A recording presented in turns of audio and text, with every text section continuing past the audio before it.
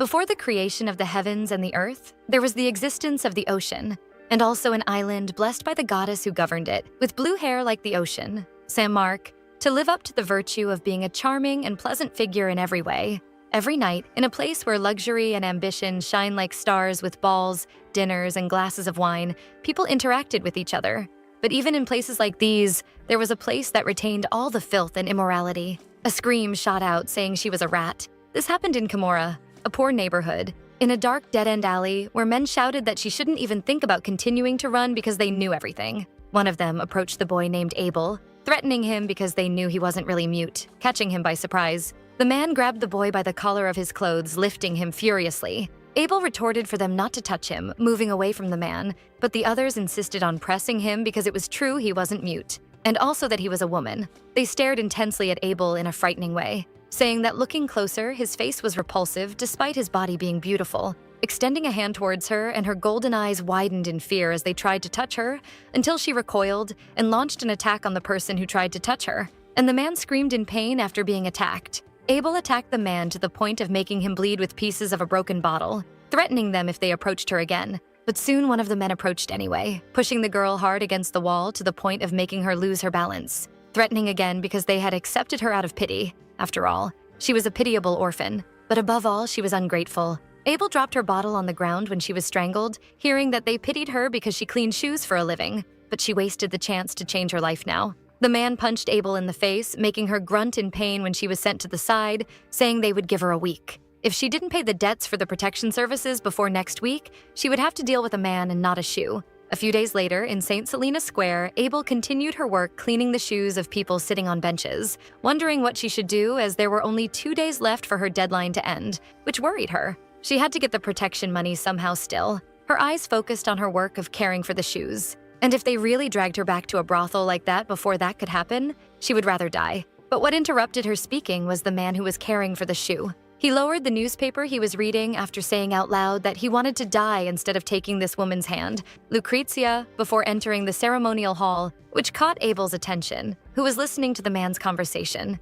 But above all, she was surprised when she realized she recognized that man, being none other than Cesare Bonaparte, a handsome man with dark hair, the brightest star among the great nobles of Saint Mark and the protagonist of countless love stories was Cesare Bonaparte, who finally met his fiancée, the youngest daughter of the Della Valle family, a dark-haired girl named Lucrezia Della Valle, based on a matrimonial agreement made between the two families in the past. This drew the attention of the aristocratic world by choosing Cesare, the only heir of Bonaparte. The aristocrats congratulated Lucrezia for conquering an unrequited love, but Cesare himself crumpled the newspaper he was reading with irritation and with sarcasm said it was really incredible because he knew exactly what kind of woman she was, sighing as he thought it was indeed destiny. Meanwhile, Abel watched Cesare still taking care of his shoes, realizing it was really him, and being surprised because she never thought she could meet such a famous man in St. Selena Square this way. And she wondered what she should do if she could tell them about her situation and thus ask for help. After all, they might feel empathy for her and give her some coins. Cesare lit a cigar and exhaled a smoke, mentioning that they should continue with that plan. Next to him, the other man with thinner hair asked if he was talking about that insane plan, as it seemed crazy, and Cesare asked back if there was another way to act. They should find a good girl and deliver her to Della Valle, which again caught Abel's attention, realizing that this was not a simple opportunity like some gold coins, but maybe it was the opportunity that God was giving her, once in a lifetime now. Suddenly, she asks to be sold, promising that she would become the most coveted lady of Saint Mark. This silences Cesare, who stares at the protagonist without understanding anything until the man next to him asks what this boy was talking about. Even Cesare mocks that a shoe cleaner could distinguish people's shoes, saying he wasn't an idiot, until Abel insists that he was mistaken, introducing herself as Abel, but her real name was Adele Vives, and so she wanted to say that she would do exactly what he wanted from a person better than all the others could. Cesare asks if she was sure of what she was saying and stares at her, while the protagonist justifies that he needed a fake marriage between Bonaparte and Della Valle, catching him off guard by knowing this information. Adele insists she just observed the situation and assumed this. In the marriage contract announced by the Della Valle family, the family surname appears, but it wasn't decided who would fulfill it. So he thought that if he bought a woman and pretended she was a hidden heir of Bonaparte, he could avoid the obligation of a political marriage. It had to be a woman because the Della Valle family still didn't have a married son. The man next to him is impressed that Adele deduced all this just by observing the situation, and Cesare tells Jude to forget it because it was a waste of time. That's because the Della Valle family had been a family of excellent academics for generations. It wasn't a place where a shoe cleaner who only knew how to read and write could fit in. After being silent for a moment, Adele asks what could happen if she could do more than just read and write. Cesare asks if she spoke more than one language, and she agrees because she even knew how to speak Algerian, an Arabic language spoken in Algeria. He inquires where she learned those foreign languages, and the protagonist explains that it was by reading books in the civil library or listening to conversations of foreigners, which catches Caesar's attention as he felt he was being played by the goddess of the sea. And he runs his hand through his hair in a way that makes Adele curious, until Caesar asks what he could do, because no matter how intelligent she is, she at least needed to be beautiful to be convincing. So the two men get up after mocking her more than once, with Caesar stating that she was eliminated even before the preliminaries, walking away from her, walking as they leave Adele still crouched on the ground. After a moment of silence, she asks them to wait a little, and her beret flies away when she removes her hairpins, surprising the two men as they turn towards Adele, who was surprised by the beauty of the dark green hair and golden eyes of the girl, and they hear her ask if she would still be eliminated from the preliminaries. When the two approach her again, Jude says he couldn't believe she would really pretend, and it made no sense. But thinking about it, Adele's hair was similar to his, as were her eyes, seeming perfect from Jude's point of view. Caesar asks if Adele was interested in him, and she denies it, until he asks what she knew about her parents, and she replies that she was an orphan. After reflecting on her answers, he admits he is curious, because he didn't believe that Adele was foolish enough not to know she would be killed if discovered, and asks why she came to him. Then, she slowly says that it was because she was hungry, keeping the man's eyes on her. After a moment of hesitation, Caesar turns and says it's okay anyway. Walking a few steps away, he looks back and introduces himself as Caesar, the one who would dispatch her. And Adele touches her own chest, saying that in the place where they both wished, they should meet again, which makes Caesar realize that she even knew the quote from Durante's play, making him smile, feeling that he had found a quite useful woman, and responds that he would be waiting for her in the state of the Bonaparte until sunset that day. Later, the rain started to fall in the city and around the houses, but Adele still couldn't believe what had happened. After all, Caesar Bonaparte accepted her proposal. Now, she wouldn't have to worry about being sold, but she thinks of a golden-haired girl she used to spend time with and thinks she couldn't tell Clarice, her only friend, about this. Although Adele wanted to discuss it, it seemed that Clarice was busy that day, but at least she decides to leave a letter for her friend. Suddenly, she hears knocks on the door and is surprised, wondering who it could be knocking at this hour, just looking at the door, when the knocks and noisy sounds continued to the point where Adele started sweating cold with nervousness. Although she couldn't believe it, a man forced the door of the house open and said he knew she would do this, looking at her threateningly, clenching his fists, because the protagonist not only didn't pay the protection fee, but was also trying to flee at this hour. He goes to her, furiously pulling her by the arm to teach her a lesson, but Adele resists, telling him to let go while trying to free herself from the man's hands. After hitting the man and being cursed by him, the protagonist begins to try to escape the place and from him. Even when the man runs towards her, reaching out to prevent her from fleeing through the window, Adele gets nervous, realizing she was almost about to be caught, and the tension in the place makes her see everything in slow motion, until she remembers Caesar's words reminding her she would be executed if caught, and she just jumps out the window, thinking that the truth was she didn't care at all about dying. As long as she could escape that horrible place where she used to live, even after jumping from such a high place to escape the man and falling face down on the ground. She gets up and starts running desperately through the streets under the rain. As long as she could get out of there, she was willing to give up her life. Later, the protagonist was greeted by the Bonaparte butler, Ernest, who said they were expecting her arrival. And so he asked her to enter the grand family mansion, luxurious even under the rain that night, because the master of the house was awaiting her presence. Thus, she makes her way to Caesar's office. He was sitting at his desk working by candlelight. As he comments that she was a mess, it was obvious, because Adele was completely soaked and injured after the previous escape. Then Caesar asks why his sister appeared there looking like a wet dog, smiling when he asks her to explain to her brother exactly what happened. After a moment of silence and hesitation, the protagonist mentions the existence of an old man named Nino who ran Kimura, a shoe shop. Since she didn't pay the protection fee, she was expelled. But in the end, he also intended to do more to her. But Caesar interrupts her, saying that old man was dead then, catching Adele by surprise with the sudden claim. Then he comments on how it was raining a lot that night. It rained so much that he heard the hill where Kimura was located collapsed. Unfortunately, due to this accident, during the collapse, a person died, which should be a common occurrence. After saying this, Caesar asks if there was anyone else bothering her, and she's still a little in shock, denies that there was no one else. The two stare at each other in silence for a few seconds until he says he would leave things as they were. Adele wonders what that was, as it was as if he always knew about Clarice's existence, which makes her clench her fists. But Caesar says there's no reason to worry, as she just had to ensure the plan would be executed in the best possible way. With that resolved, they could go straight to the main point.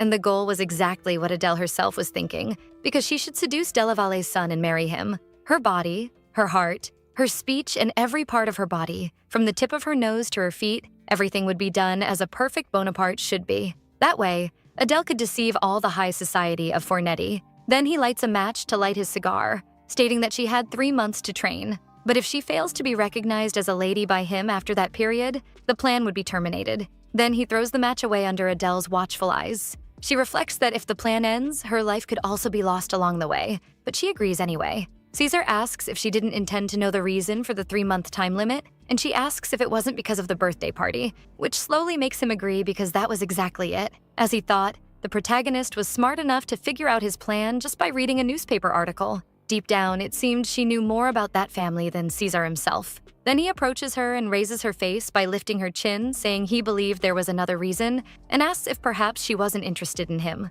smiling at Adele. From his point of view, the only thing a country girl like Adele had was her pretty face, but he, as an older brother, should appear like a kind of savior. Therefore, he was sure this would make her want to cling to him, despite the protagonist's serious look. Caesar gives her a warning that he doesn't want her entering his room in the middle of the night, and moves closer to let the smoke touch her nose, until Adele thanks him for the warning. But she really wasn't interested at all, thinking that, although Caesar was handsome, he seemed like some kind of weird lunatic, which brings a smile to his face, leading to a laugh. After all, her expression was indeed interesting from his point of view. Finally, he steps away from the protagonist, explaining that he was just warning her because it had happened before, and Adele agrees to keep that in mind, calling him master. But Caesar turns around and tells her not to refer to him like that, but as an older brother. And the protagonist watches him sit on his sofa after slowly agreeing, calling him older brother as commanded. Then Caesar, also calling her younger sister, says that from now on she will become Adelaide Bonaparte. She was 5 years younger than him and used to live in Colo, which is across the ocean, believing she was just a commoner. Until suddenly, for some reason, she ended up getting there alone, which makes her realize that Caesar was creating the whole story of how she became part of the family. Then she asks if there is any possibility the president is part of this plan. Caesar's grandmother was the president of Signoria, Eva Bonaparte. Without her commission, this plan would have been impossible, and Caesar hesitantly denies it. That's because Eva wanted to see her great-grandchildren. But besides that, she was about to welcome Lucrezia with open arms, which makes Adele understand that Eva supported that marriage. He crosses his legs, asking if Adele isn't interested in other things, as there should be things she wants to know. And she asks about something important, until Caesar responds that his own parents were part of it. After all, if she intended to pretend to be his younger sister, she should know about it. But he was curious to know why Adele didn't ask about it, which makes her sweat cold. She wonders if there was anyone who didn't know about it. As Caesar's parents were so in love, they abandoned the family and their youngest son. Thus, the protagonist says she heard they moved to another place as soon as Caesar turned 7 years old,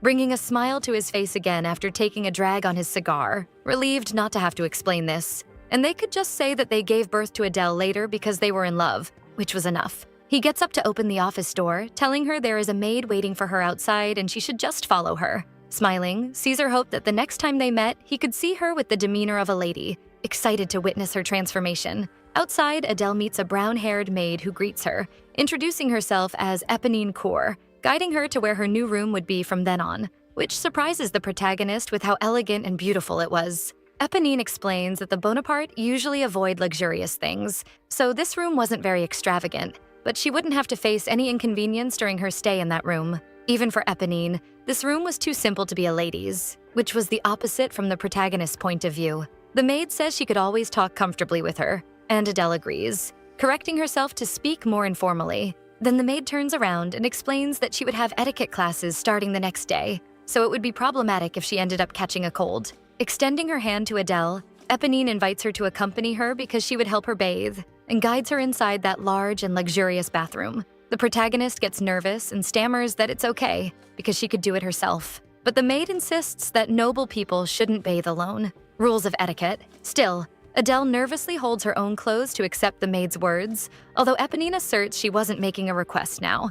After that firmness in her words, Adele has no choice but to agree and ask for the maid's help. She begins to undress, and her wet clothes fall to the bathroom floor. But something catches the maid's attention, and it was the many marks and wounds all over the protagonist's body, which makes Adele quickly respond that everything could disappear in an instant, aware of it because she had been beaten too much in her life and they wouldn't leave scars. However, she cringes, asking if the maid intended to report what she saw to Caesar, and wonders if he would break the contract upon realizing her body was repulsive. After a long silence, Eponine mentions that the contract between Adele and Caesar was valid until her marriage to Delaval. It was fine if she was not discovered by Caesar and Delavalle until this day. Sighing with exhaustion, making the protagonist herself feel relieved, still hugging her own stained body. Additionally, Eponine turns around, saying that even with those injuries, she was too skinny, so she should focus on recovering her body for now while placing rose petals in the bathwater, saying that many should have told her this before. But now Adele was part of the Bonaparte family, which makes the protagonist reflect in silence,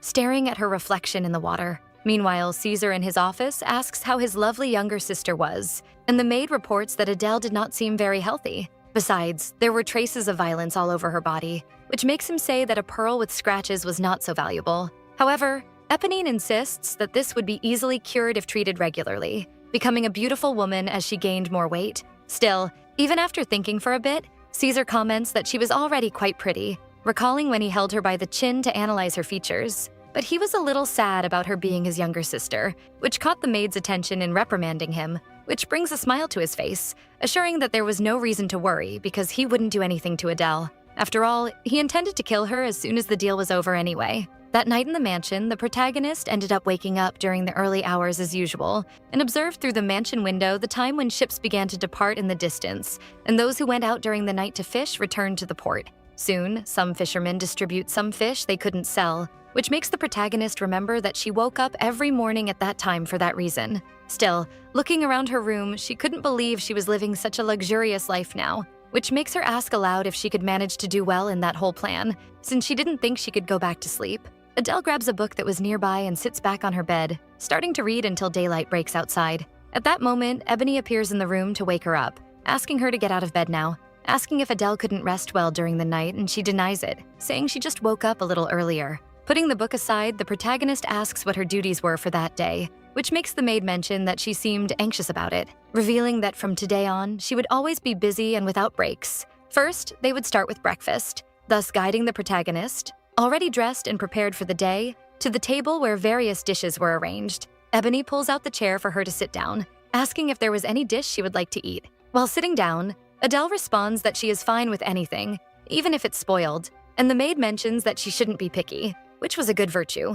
Table manners were one of the most essential skills a noble should possess, as it was said to be the fundamental basis of etiquette. One starts using the cutlery positioned to the side, and so she indicates to the protagonist with her hands. She should keep a straight posture and chin up, never rest her elbows on the table, and keep her hands low while eating. The maid watches Adele follow her indications, praising her performance, and says she could start eating now. Upon tasting the first bite, the protagonist's eyes light up and her face gains color from the flavor. Beef carpaccio with arugula and celery, linguine with mackerel and abalone, monkfish wrapped in potatoes with tomato sauce. They were dishes that provided a perfect combination, good enough for Adele to want to lick the plates. Then she worries that perhaps she had eaten too much to the point of seeming like a beggar. But Ebony just says that it was a pleasant sight to see her eating so well. For now, she thought it appropriate that she had about 4 meals a day, because as a lady, she should have a strong and healthy body, which seemed great to Adele. After the meals, the two walked through the mansion's corridors, as the maid intended to show her around the house. Thus, she shows the study room, the conference room, the gallery, the game room, the dining room, and much more. Finally, there's also the central area of the first floor where Caesar's office was located, and Ebony guides her to knock on the door whenever she visits, as it was part of the house rules. Walking outside at sunset, Adele asks if there was anything else she should be careful about, and Ebony agrees, realizing she should tell her about it right away, revealing that there were a total of 6 people, including the maid who knew about Adele and Caesar's plans. But in a few days, it would be 7 people, and a certain someone would teach the protagonist about the etiquette of being a lady, none other than Madame Flavia. Ebony says that Flavia could be strict, but she was the best in her field, so Adele should follow her instructions, and Adele agrees, asking how she should greet the madame when she meets her, which makes the maid remember that she should teach the forms of greeting as well. So she holds the fabric of her skirt, teaching her to keep her back straight and slightly bend her knees, finally bowing her head. When Adele replicates, the wind sways her hair and dress, which catches the maid's attention, surprising her with that sight, especially because she was excellent at learning. Later, Adele returns to her room and lies on the bed, with Ebony praising her for the day's lessons and praying that the sea goddess watches over her that night. Then the maid leaves the room, closing the door quietly. Leaving the protagonist alone, she leans on the bed and looks at the ceiling, thinking that everything was very quiet. And then she closes her eyes, remembering the noises she always heard in Kimura every day. It was not something she could hear in that house. It was such a pleasant silence that brought tears to her eyes, never imagining there was such a peaceful world. A world where it was normal to eat hot food and be able to sleep in peace. Suddenly, she hears voices shouting her name, telling Adele to run, and she opens her eyes just as Ebony quickly and abruptly opens the door to the room, desperately saying that they had a big problem happening in the mansion and she had to get up right now. That's because Madame Flavia showed up to visit the mansion suddenly. Running to the bed, Ebony quickly says they should hurry to fix her clothes first. Well, Adele could barely understand what was happening so early. Wiping her eyes, suddenly a loud noise at the door occurs, drawing their attention in that direction. When Flavia herself appears, a woman in elegant light clothes and a severe look who entered, a historic family that served the Bonaparte for generations were the Loudons. Among them, Flavia Loudon, who made her name in social circles, was quite well known. First, she was known for her beauty and elegance. Second, Flavia gained fame for her eccentric temperament and strict teaching methods with the girls. Entering Adele's room, she strikes her cane on the floor, shouting that Adele was in vulgar clothes. Despite her trying to apologize because she was in a hurry, Flavia shouts again, asking who told her to respond, which was absurd to even ask to teach something so vulgar and disrespectful. The shouts make the protagonist cower, wondering what she should say or how she should act. That's when Caesar appears at the door, saying that if she had good manners, he wouldn't have summoned her, but he didn't expect to see her so early and leans back, smiling at Madame Flavia. Seeing him, the woman marches furiously towards him, shouting that she wanted to explain, but Caesar leans close to Flavia's face, making her complain about being in public. Still, he asks if she slept well the previous night, and when she grumbles that she did, he smiles because he would like her to have lunch with him, although he doesn't know if she would have time for that. And Flavia nervously responds that any invitation from him is always welcome. Caesar's smile makes her a little tense, and they stare at each other in silence for a moment, until she slaps her own forehead, commenting that he was serious. Upset, because he always managed to seduce with his great looks. Finally, Caesar turns his gaze towards the protagonist, who was still covering herself, and asks if Adele was preparing to wash herself. Apparently, he should have come later, which irritated Flavia for saying such careless things. And if that girl heard and got the wrong ideas, it would be a big problem, making her look away and think that if Flavia knew the true story, she would think differently. Still, Caesar doesn't care because it was quite damaging to his pride, which makes Flavia shout, asking for his forgiveness, and asks how Adele could act like that when she was just a humble being, until her eyes catch something, making her approach the protagonist, who remained perfectly still in place, pulling her clothes to reveal her shoulders and neckline. Surprising her, Flavia, with a look of disgust, asks what those dirty wounds were, and covering herself, Adele responds that it was nothing as they would heal quickly and there would be no scars, without any interruption in the plans. But the old woman shouts that Adele wasn't good enough, not even imagining what hole she came from, possibly being beaten by drunks after selling her body. Even among the lower classes, it was too much for Flavia's standards. They have no courage and are just a bunch of lazy people. Even if 100 years pass, she would never be qualified enough to be part of high society, much less become a noble lady. Adele watches Flavia shouting all the time, and as the old woman says, it was clear she intended to use her body to climb the social ladder. This makes the protagonist recall how Nino said the same, despising her, just like many other men throughout her life and work, beating her. After a long silence, she apologizes to Flavia, clutching her clothes, because despite having many flaws, she was still trying her best, which makes Flavia turn around, still shouting, questioning if she could hide her origins through mere efforts and if she really believed she could deceive those who were born and raised in high society, calling Adele arrogant just because she lived her whole life humbly. Then she responds that she never had parents to teach her anything, so such a thing was impossible. Still,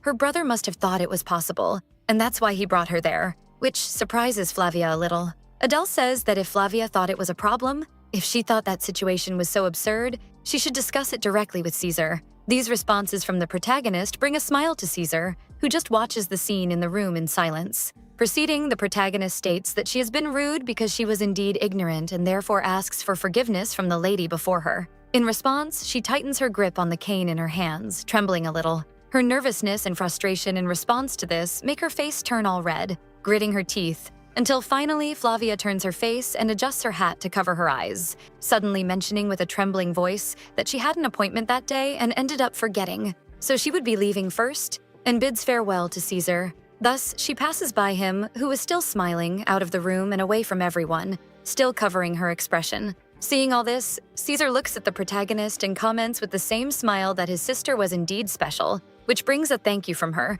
despite still sweating cold. Despite Adele's hesitation, Caesar continues to praise her for being quite understanding, almost mocking, because now Flavia should be feeling unwell after those words and would be less exhausted if she were more obedient. After all, the madame was kinder than she seemed, which made Adele a little tense, noticing his more forced smile. Then the protagonist asks if he meant that she should pretend to feel sorry for Flavia. The term pretend catches Caesar's attention, who approaches Adele, mentioning that it was she who was pitiful for living like this all her life, stopping in front of her, saying that if everything was just a game, there should be nothing wrong with it. Therefore, Adele should know what the smartest choice to make was. And so Caesar says as he leans close to her. Observing this approach and hearing those things makes her realize it was a challenge.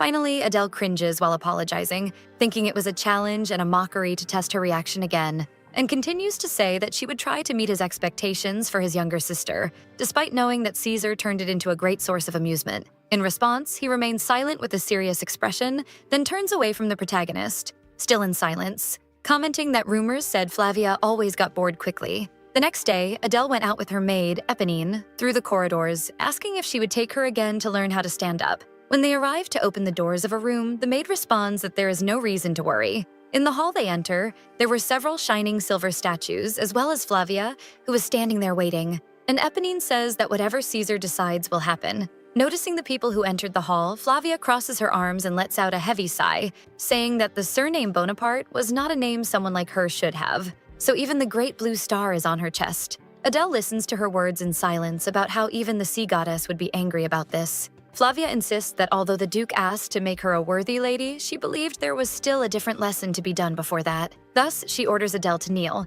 confusing her with what she just heard. The lady points in her direction, saying that she should have heard her words very well and orders her to kneel again. The protagonist wonders why she was being treated so disgustingly, whether it was because she was a shoe cleaner or because she did not come from a noble family. If it was because they wanted to hurt her, since if that was her big goal, she chose the wrong way to act. After all, a shoe shiner's knees have no value at all. So Adele kneels as ordered, catching the lady by surprise. She approaches, warning her to listen carefully, and steps on the protagonist's thigh with her heel, pushing her shoe against her dress. She says that Adele was merchandise and all she had to do was be silently sold to the Delaval family. If she wanted more than that, she would become shark food. That's why Flavia was putting her in her place, something Adele had no choice but to agree with. Finally, the madame removes her foot from the protagonist and orders her to stand up again as they would start the lessons. First, they would go over walking posture, and soon Eponine approaches carrying something in her arms. It was a shoebox, which Flavia explains would be responsible for correcting her crooked walk.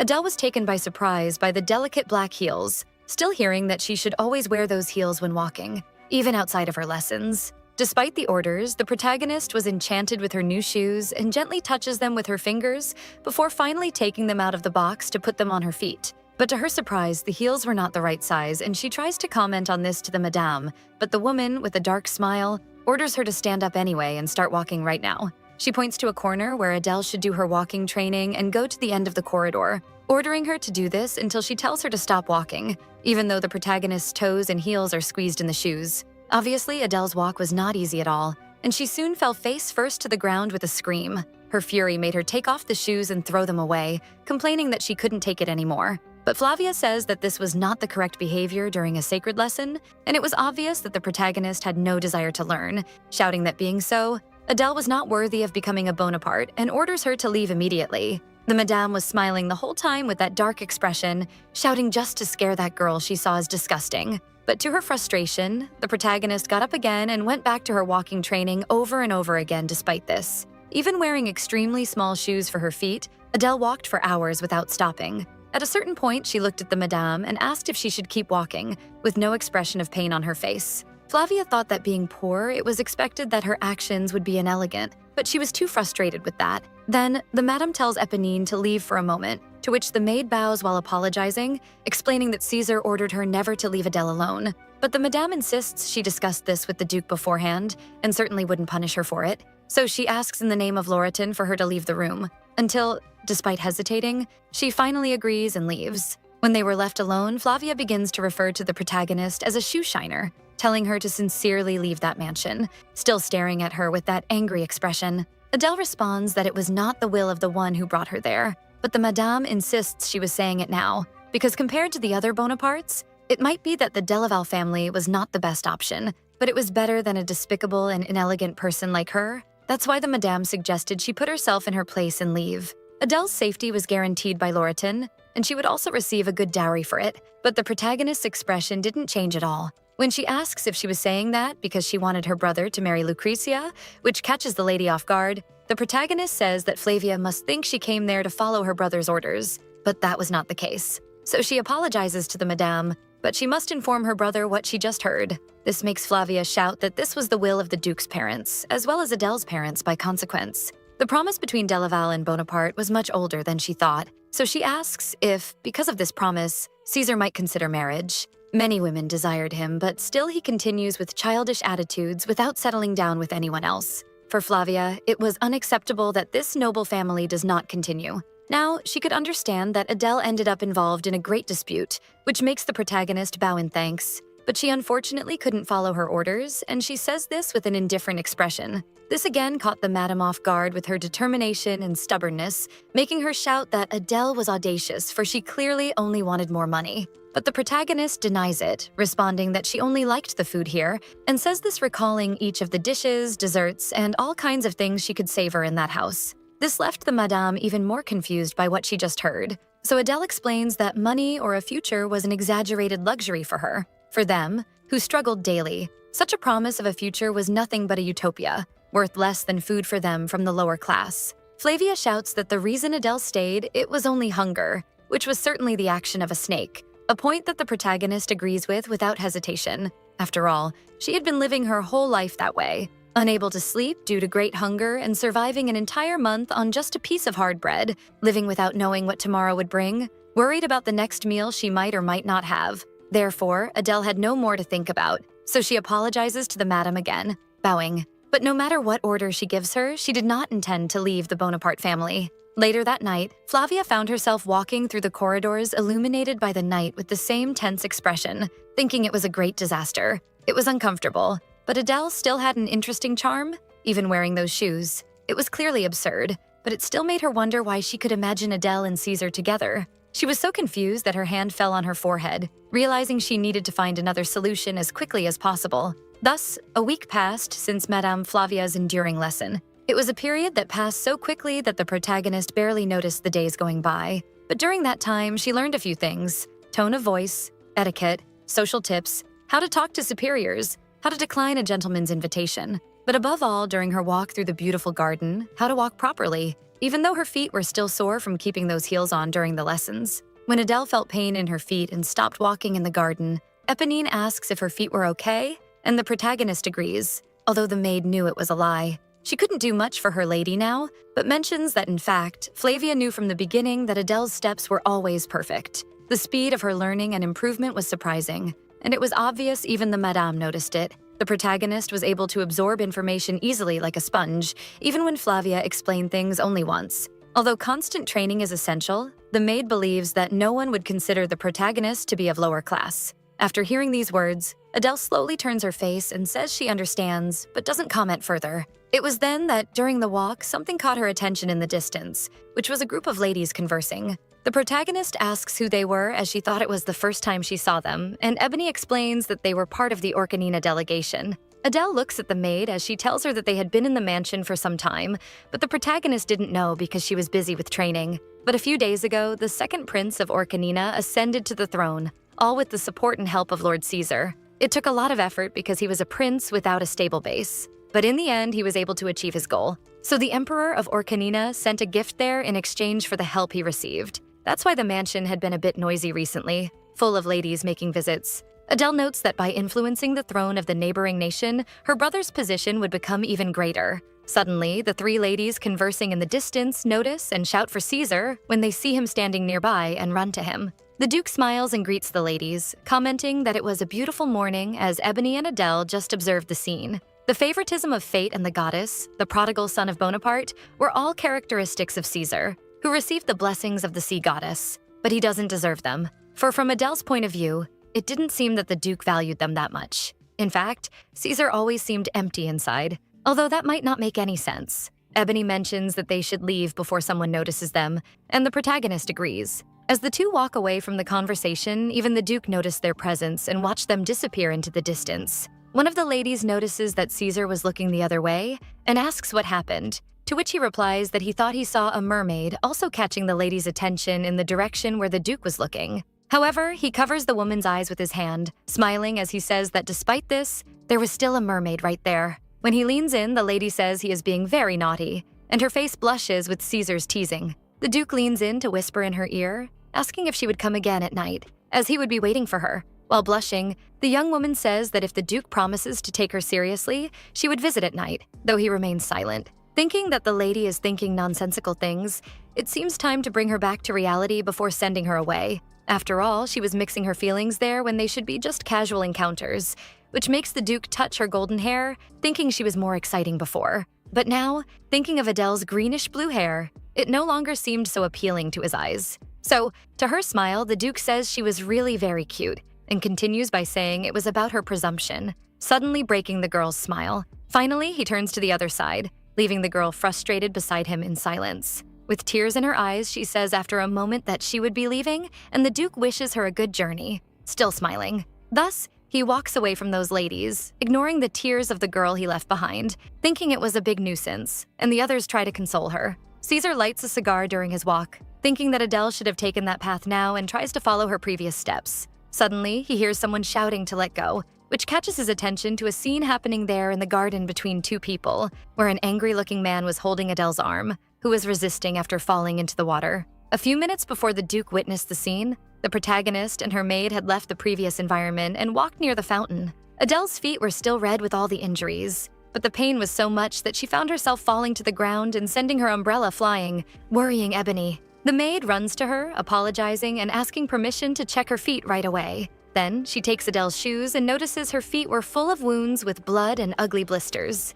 Immediately concerned, Ebony alerts that this would no longer work, so she shouldn't push herself so hard. Still, the protagonist asks if she didn't have any anesthetic, as she would be fine if she endured a little more. Seeing her get up, the maid just looks up, clearly worried about her lady. After a moment of silence, she says they should end the lesson for the day now, and gets up from the ground saying she would fetch a wheelchair. But for now, Adele should rest her feet because she would be back soon. So, Adele sat with her feet in the water of the fountain, resting while looking at her reflection. She realizes that soaking her feet in the water helped relieve the pain with a cool temperature. Though it was a bit difficult, it was nothing compared to her days in Kinmora. Suddenly, her attention was stolen by a loud laugh coming from behind her. Passing nearby were three young men talking about the heart of a mermaid, which catches Adele's attention as she recognizes them as nobles. She worries because they were approaching and realizes she should hide quickly somewhere. As she gets up, the voices talk about not having seen Lucrezia anywhere, as they thought she would appear as the Duke's partner. Another replies that the Duke of Della Valle had been confined to his quarters,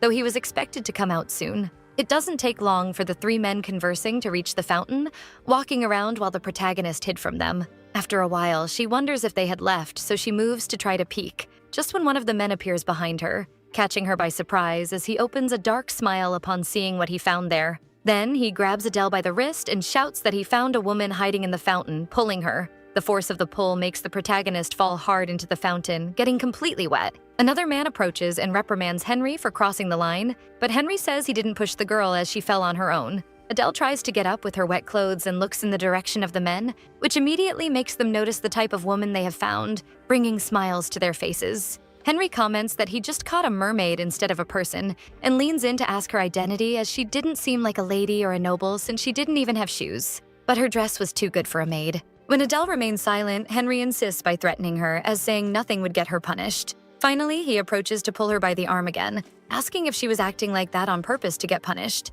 The other man asks Henry to stop because this was Bonaparte territory, until he shouts back, asking if he should be careful just because of that while trying to punish a maid. Finally, Adele says that if he pulls too hard, her arm will come off and she looks at him seriously, saying that his grip was hurting her arm and wrist with that aggression. The men are surprised because she was speaking like a noble, but the protagonist tells Henry to let her go, or he would regret it. That's when they all start laughing at her words, questioning who she thought she was, and comment on her rough hands probably belonging to someone of a lower class, suggesting that maybe she sold her body on the streets and snuck into the house. But now she had several clients to satisfy her work, and Adele gets tense with the atmosphere. She screams for them to let her go, but Henry keeps pulling and cursing. After all, she shouldn't even be treated like a human by a bastard like Caesar, and they didn't even know what she should be expecting by crawling into that mansion. But they start ordering her to go to bed with them, pulling her by the arm, until suddenly the Duke himself appears in the distance behind them, tapping his foot to get the men's attention, and they all turn towards Caesar,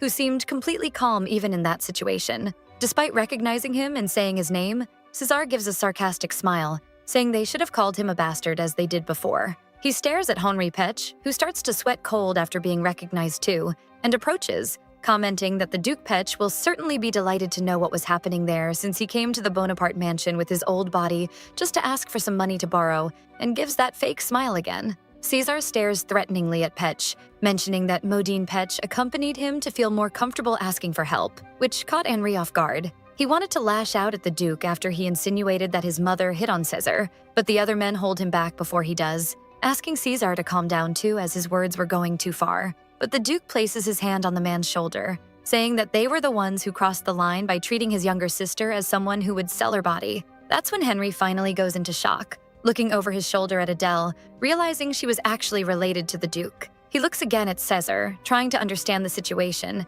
and he mentions that her name was Adelaide. Then he releases Henry to step into the fountain to cover the protagonist's wet body with his coat and asks her what was happening for things to end up like this, which surprises her a little. She averts her gaze in the direction of the nobles, noticing that they all seem tense and sweating cold with nervousness. After a long silence, the protagonist asks how her brother arrived there, until Henry shouts that it was a big lie as the entire territory knew he had no sister. The Duke turns and agrees that until then she wasn't there, but now he had brought her to his home. After all, his parents are still in good shape, but he certainly didn't need to explain such a thing to the nobles, which makes them nervous again. Henry, exasperated, insists that it wasn't entirely their fault. After all, it was impossible to know that Adele was a noble lady walking that way with her bare feet covered in injuries. The Duke and the protagonist look at the blisters on her skin, still under the water. Finally, Adele apologizes because she was practicing so as not to be ashamed to the Bonaparte name, but hurt her feet in the process. She says she was having difficulty walking, so she asked for some medicine but didn't know something like this could happen.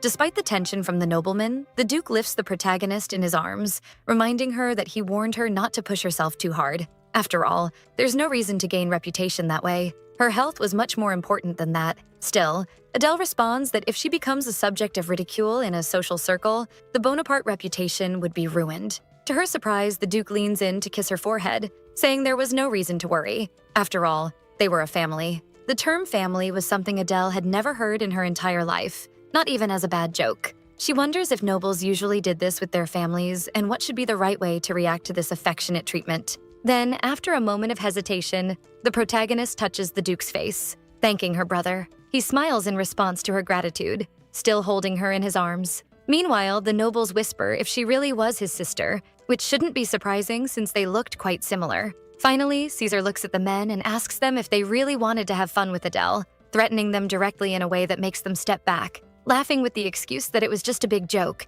and others try to say they were just trying to stop Henry's jokes. When they justify not knowing that Adele was his sister, Caesar asks if it was okay to act as they did if she wasn't his sister. Tense, they step back, making excuses that it was just a big mistake on their part, asking for forgiveness, until the Duke responds that he should also apologize to them as he planned to pursue them without worrying about which family they belonged to. Later, Caesar continued walking, carrying the protagonist with her injured feet in his arms. The two remain in complete silence despite Adele's gloved hand holding the borrowed coat to cover herself. This catches the Duke's attention, who asks if she was feeling uncomfortable and asks her to be patient as they were almost at the mansion. But little did they know that several ladies were watching the scene from a distance behind some trees. It doesn't take long for the two to arrive and enter the residence again, just when the Duke looks at Adele, asking if he should really do something like that, and she slowly apologizes, turning away as she was about to leave. She gets down from his arms and steps on the floor, but the pain makes her groan, collapsing to the ground again,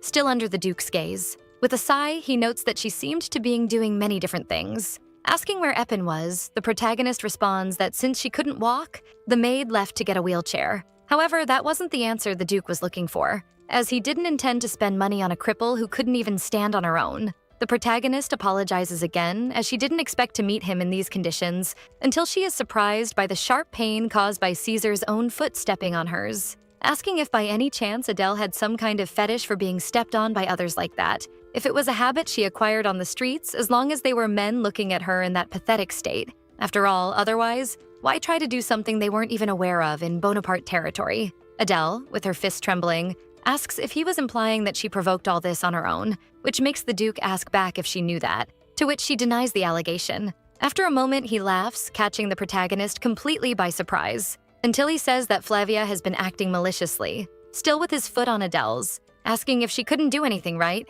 whether it was fighting and knocking them down or flattering to get favors. There should be various ways to do it. Under that gaze, the Duke says she was good at setting her pride aside and begging, but asks why he should waste money on someone who did nothing right. The protagonist covers her mouth to stifle her groans of pain, not responding. Then she says it's her fault, repeating it several times still on the ground, and curls up. Finally, Caesar turns and agrees, glad that at least Adele was aware of this fact. After removing his foot from hers, he orders her to treat her wounds before they start to rot. At that moment, the maid appeared running, calling for the Duke. But before she could speak, Caesar states he will listen to her when she has something better to say to him, announcing that the lessons would be canceled for 3 days, and leaves the hall, leaving them behind. While the maid tended to Adele, who was on the ground, the Duke returned to his office desk. Smoking his cigar, he analyzes Henry's profile, the second son who couldn't continue his bloodline, trash that couldn't be independent, wondering if that's what was happening in the Bonaparte garden, and smiles to himself as he never knew what they were talking about. He gets up from his chair, thinking he should clean himself up. The plan went wrong as Adelaide was exposed, making it impossible to have another woman as a wife. Now, whatever happens, he had to ensure Adele's permanence as a Bonaparte. For the Duke, it was certainly exciting, especially thinking about her green hair that shone like aquatic plants, her pale skin like the sun, her unnecessarily large bust, still knowing that the noble bastards should remember what happened. However, Caesar himself was confused, as he ended up feeling excited the moment he held Adele in his arms. With a smile, he realizes that if this is what he was feeling, then it was all over for him when Cesar della Valle met her. Suddenly, amidst his thoughts, he hears a knock on the door and tells the person to come in. Madame Flavia appears, greeting the Duke slowly. The two look at each other from that distance in silence under the sunset light, as Caesar turns from the balcony to the Madame, finally starting to speak, saying he doesn't mind educating the poor, but he doesn't want to spend too much on it. She falls silent before apologizing, nervous about the pace of the conversation. However, the Duke firms his voice, ordering her never to bother him again, pressing Flavia, saying that she was a wise woman, so he assumed she would understand what he meant by that, and she leaves the room. With an enraged expression, the Madame thinks that the shoeshiner must have used some unpleasant trick to overload her own feet on purpose. Now all the effort she put into learning about the Bonapartes was totally in vain, cursing the protagonist again. Meanwhile, a group of ladies discusses the rumors of Lord Caesar having a mistress. Although the woman was barefoot and he shouldn't like women without class, they discuss that maybe the Duke's taste has changed, which was a possibility, but it didn't seem like a normal relationship given that Caesar was being too friendly, which was big news. After all, the Lord never let women into his residence, and they discuss animatedly under the sunset until the red-haired woman stands up abruptly, shouting who she was, then saying she wasn't feeling well, so she would go home now and leaves them, who bid farewell to Lady Genevieve. Genevieve runs away from the other ladies, who suspect she wasn't really feeling unwell when she seemed perfectly normal. She holds her dress while running, thinking it was a big problem, but she should inform Lucrezia about it right away. The woman runs to write a letter by candlelight, recounting the autumn in Fornetti, and that now she should be almost done with her self-reflection. But to her surprise, she couldn't tell Lucrezia that there was good news, as a dark cloud hangs over her future. According to what she heard from the ladies who gathered at Bonaparte to see the heart of the mermaid, even today, Caesar was seen entering the house with a woman in his arms. She questions how many more times he would need to break her heart before being satisfied, and what kind of indecent lady would try to seduce Caesar. However, Genevieve wished to meet Lucrezia as soon as possible to provide her some comfort in her sadness. Thus, she shouts to deliver that letter to Della Valle right away, finishing with Genevieve's signature. Meanwhile, after reading the letter, the dark-haired girl throws the letter into the fireplace with a tired sigh, and wonders what the Duke was trying to do by testing her limits again in that way, sadly staring at the fire. Thus, the rumors that Caesar was hiding a woman inside the mansion spread, and all the ladies talked about it. 3 days ago, When the heart of the mermaid brought Aquanina revealed, some people witnessed how careful he was in carrying that supposed woman. The day Henri Petch got into trouble for messing with the Duke's woman spread with various rumors. After all, Bonaparte took back all the money they had lent to the Petch family. However, everyone wondered who the girl was who was so well treated by Cesare, the woman who made the Duke fall in love. Meanwhile, the lessons with Flavia continued, but she could no longer bear seeing her family's name tarnished, wanting to get rid of the shoeshiner as soon as possible. Suddenly, the madame decides to open the doors of the room where the protagonist was shouting her name, and she turns to greet her, catching Flavia by surprise. Because in just 3 days, she had become exuberantly beautiful. Her cheeks, once so thin, were more plump, and all the scars on her body seemed to have disappeared. She looked too much like a legend that sailors are drawn to. But the madame's thoughts break when she realizes she is distracted, and she shouts that she heard about what happened, about how Adele appeared in front of the nobles with a wet body and bare feet, giving her a lecture that she should have stayed inside the mansion but instead wandered off like a lost dog, and things like that happened. She yells at Adele, should have trained her posture, not walked to the point of injuring her feet in a ridiculous manner. The protagonist lowers her head and apologizes, but the madame tells her to be more sincere. Until the maid approaches, apologizing for interrupting the conversation, but she wanted to mention something. After a moment of hesitation, the madame allows her to speak, and Epinay thanks her before saying that she didn't know etiquette as well as Flavia, but she believed that the current posture of the protagonist was ideal to be considered a beautiful figure. All of this should have been due to her excellent teaching methods, so she suggests they proceed to the next lesson. Flavia grits her teeth, thinking that Adele was too skilled to have gained Epinay's favor with her charm. But even worse was knowing that the Duke was watching them. With no options, the madame agrees with Epinay's suggestion, but the lessons were not over yet. Therefore, she had to find a way to expel Adele as soon as possible, still with her hands trembling with anger. Time passes until sunset that day. As the madame walked through the corridors of the house, she notices that Adele was so focused that it irritated her. In the end, she memorizes everything and has a great perception, very different from the ladies who resort to tantrums whenever they make a mistake. Frustrated, the madame thinks that if she had shown even a little laziness, she could have used that as an excuse. That was when, amidst her thoughts, she was interrupted by the voice of a black-haired girl calling her name. Turning around, the madame recognizes Lucrezia della Valle, who greets her elegantly, as expected of Flavia. As a lady, everyone idolized. Lucrezia smiles gracefully, mentioning that the madame seemed to be in good health, to which the lady asks the reason for her appearing at the Bonaparte mansion, and she responds that she heard that everyone in society was visiting, and she decided to do the same. Seeing how busy they were, it seemed like a big banquet was being held for Orquanina, and the madame agrees that was the case. The Duke had a deep connection with Orquanina, and now they even helped the new emperor ascend to the throne. Until Lucrezia touches her face, asking how Cesare has been these days, as she hadn't seen him for a while due to the self-reflection order. But there shouldn't be anything else happening now, which makes the madame notice that she heard the rumors, certainly being worried about all this. As it would be revealed anyway, Flavia believed it would be better to mention that she was actually just the Duke's younger sister. So the madame begins to say that the girl was the Duke's sister, but hesitates when something catches her attention, making her fall silent, staring at Lucrezia, who is confused by the sudden silence. And she asks if she had asked something too sensitive to answer, and she reflects that, thinking better. The person who would expel and pursue the protagonist didn't need to be herself. Smiling darkly as she realizes this, she stares at Lucrezia. The madame had previously received a warning from Cesare, so she didn't know what could happen if this repeated.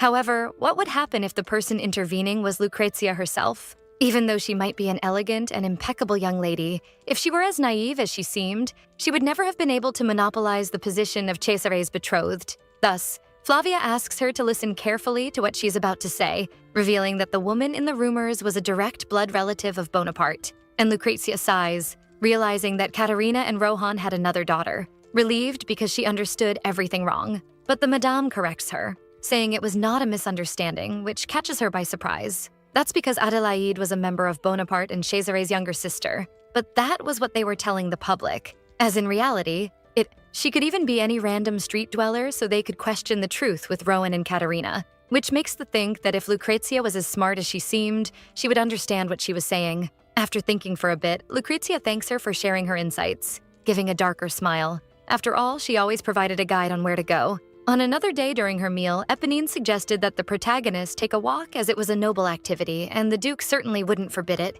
The guests were planning to take a walk in the Garden of Lorne, so it would be better to head to the water garden. After that day, Adele noticed that her maid began to always carefully plan the guests' schedules. She tells her that in the water garden, there was a large installed fountain. It was very beautiful, and she would certainly be surprised to see it. Adele thinks she was being kinder to her, but it was certainly out of sympathy, so she thanks the maid while drinking her tea. Later, during the walk in the beautiful garden, the protagonist realizes that Eponine was absolutely right, as it was a great place. Thanks to the humid air, her heart felt calmer, and Adele could only look at her surroundings in admiration. However, she hears a voice noticing someone was there. Turning around, the protagonist sees a dark-haired young woman approaching with her maid. It was none other than Lucretia herself who greets her with a smile, and Adele is surprised to recognize her after Eponine's whispered alert. After all, she didn't even expect to see her so soon, and her nervous fingers fidget with the fabric of her dress. Deep down, she wasn't at all prepared for this encounter, but she forces herself to greet Lucretia back.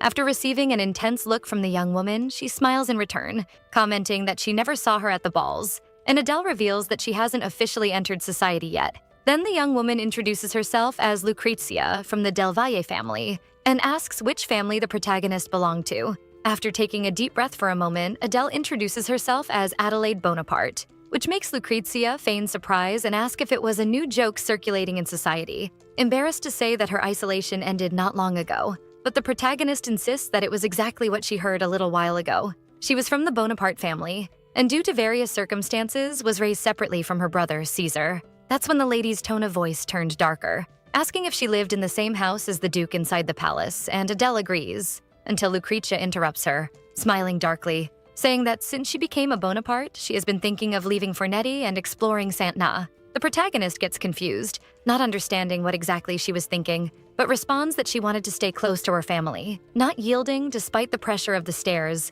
which makes the two of them stare deeply at each other, creating a dark and heavy atmosphere in the air. Adele feels that beautiful people are indeed impressively difficult to read, maybe because she was a true lady or because she was too tense. That's when she hears her murmur that it was another obstacle, catching her off guard with a threatening tone, raising her gaze again in Lucrezia's direction. She was smiling in that angelic way, saying it was great to meet her with that fragile little smile, but she wished that heaven and the angels would protect her from assassins, which leaves her a bit shocked by the tension. The impression that fell on her shoulders like a bucket of cold water was that Lucrezia knew something, and seeing her turn to leave as if nothing had happened, the protagonist can only watch. At this, Eponine mentions that they should inform the Duke about this. The conversation, and especially the greeting, were bothering her. Lucrezia couldn't directly oppose Caesar's intentions, but Adele felt cold sweat while reflecting on the matter, hearing that, as they say, submerged stones are more terrifying than the waves in front of you. Time passes and it is evening when Lucrezia begins her journey back home.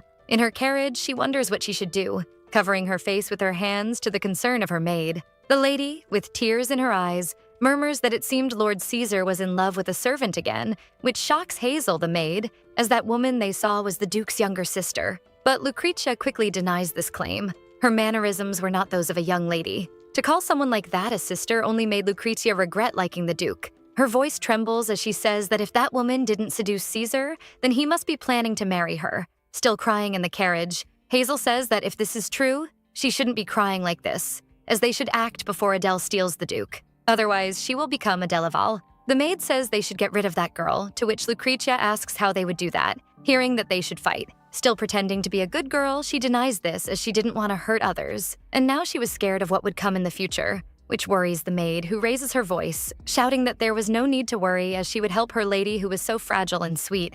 Lucretia smiles at Hazel, surprised, and leans in to hold her hand, asking if she would really do that for her, which obviously makes the maid agree, gently smiling that no matter the cost, she would help. Thus, the lady hugs her maid with tears in her eyes, thanking her and happy to have her by her side, promising never to forget her true loyalty, smiling darkly behind the poor, manipulated maid. Time passes and the mansion where the protagonist is begins to fill with busy servants, making everything noisy in preparation for the banquet.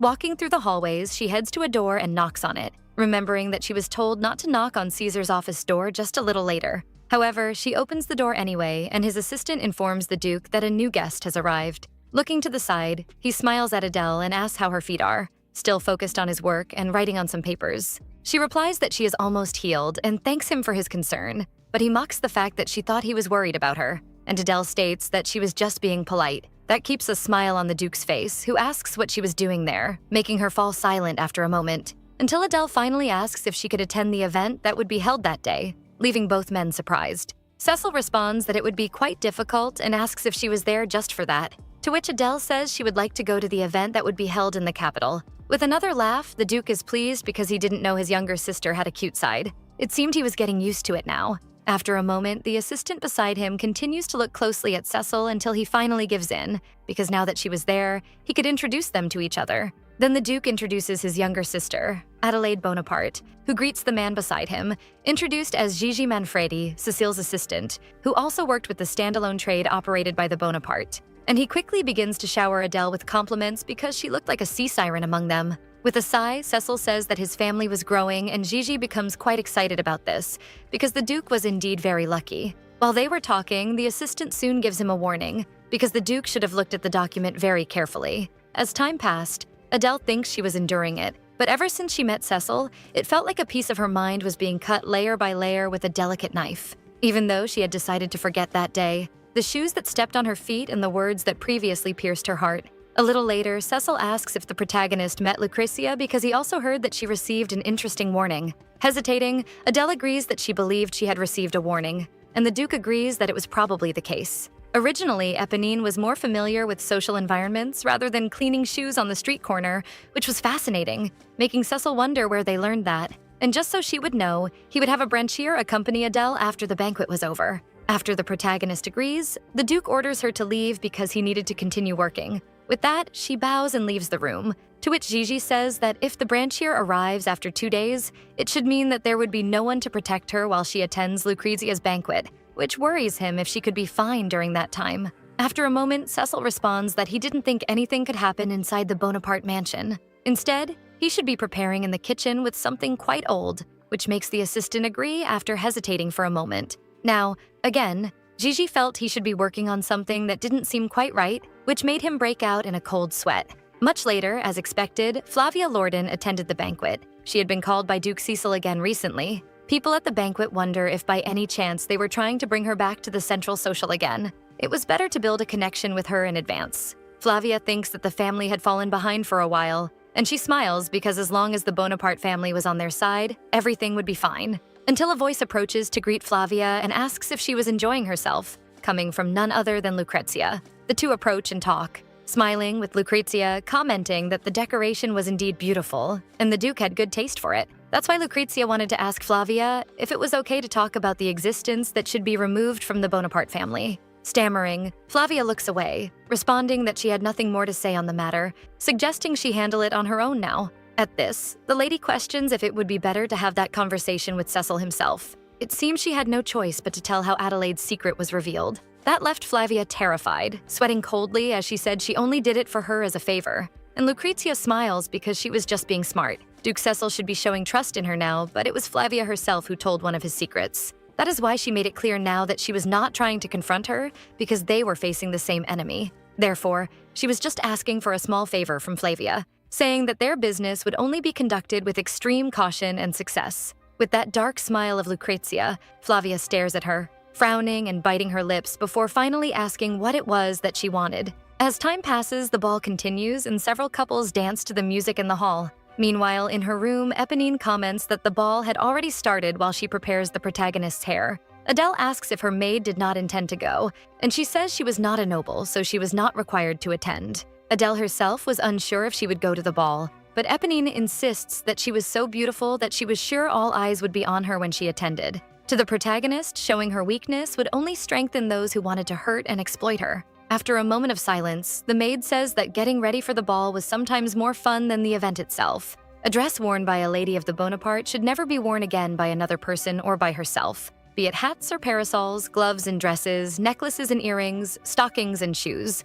All should always be new. That is why the maid believed that Adele always passed through Bella Stella Street, which caught her attention. Remembering that she had never been on Bella Stella Street even when she lived in Kimura, it wasn't as if she was forbidden to enter. But it was always so bright and wonderful that it seemed like a place she shouldn't be. The shop names were like lines from a romantic poem. Adele agrees that it was indeed beautiful to Eponine, until they hear knocks on the door and the maid finds it strange because there shouldn't be visitors now. She approaches the door, and when she opens it, she finds Flavia giving her greetings with a somber look. She tells Eponine that she urgently needs to talk to her about an important matter. The elder would like to receive another report from Cecil and needs records. The maid replies that she was attending to Adele at the moment, and so should wait a little. Then she turns to tell the protagonist that she would have to leave for a few minutes, and the protagonist agrees. Hesitating, Ebony hears Flavia insist that they were waiting for her, and that they should go at once. And so the two women go outside the room, closing the doors while Flavia gives a last look back. Alone, Adele could feel the sound of the music from the ball flowing,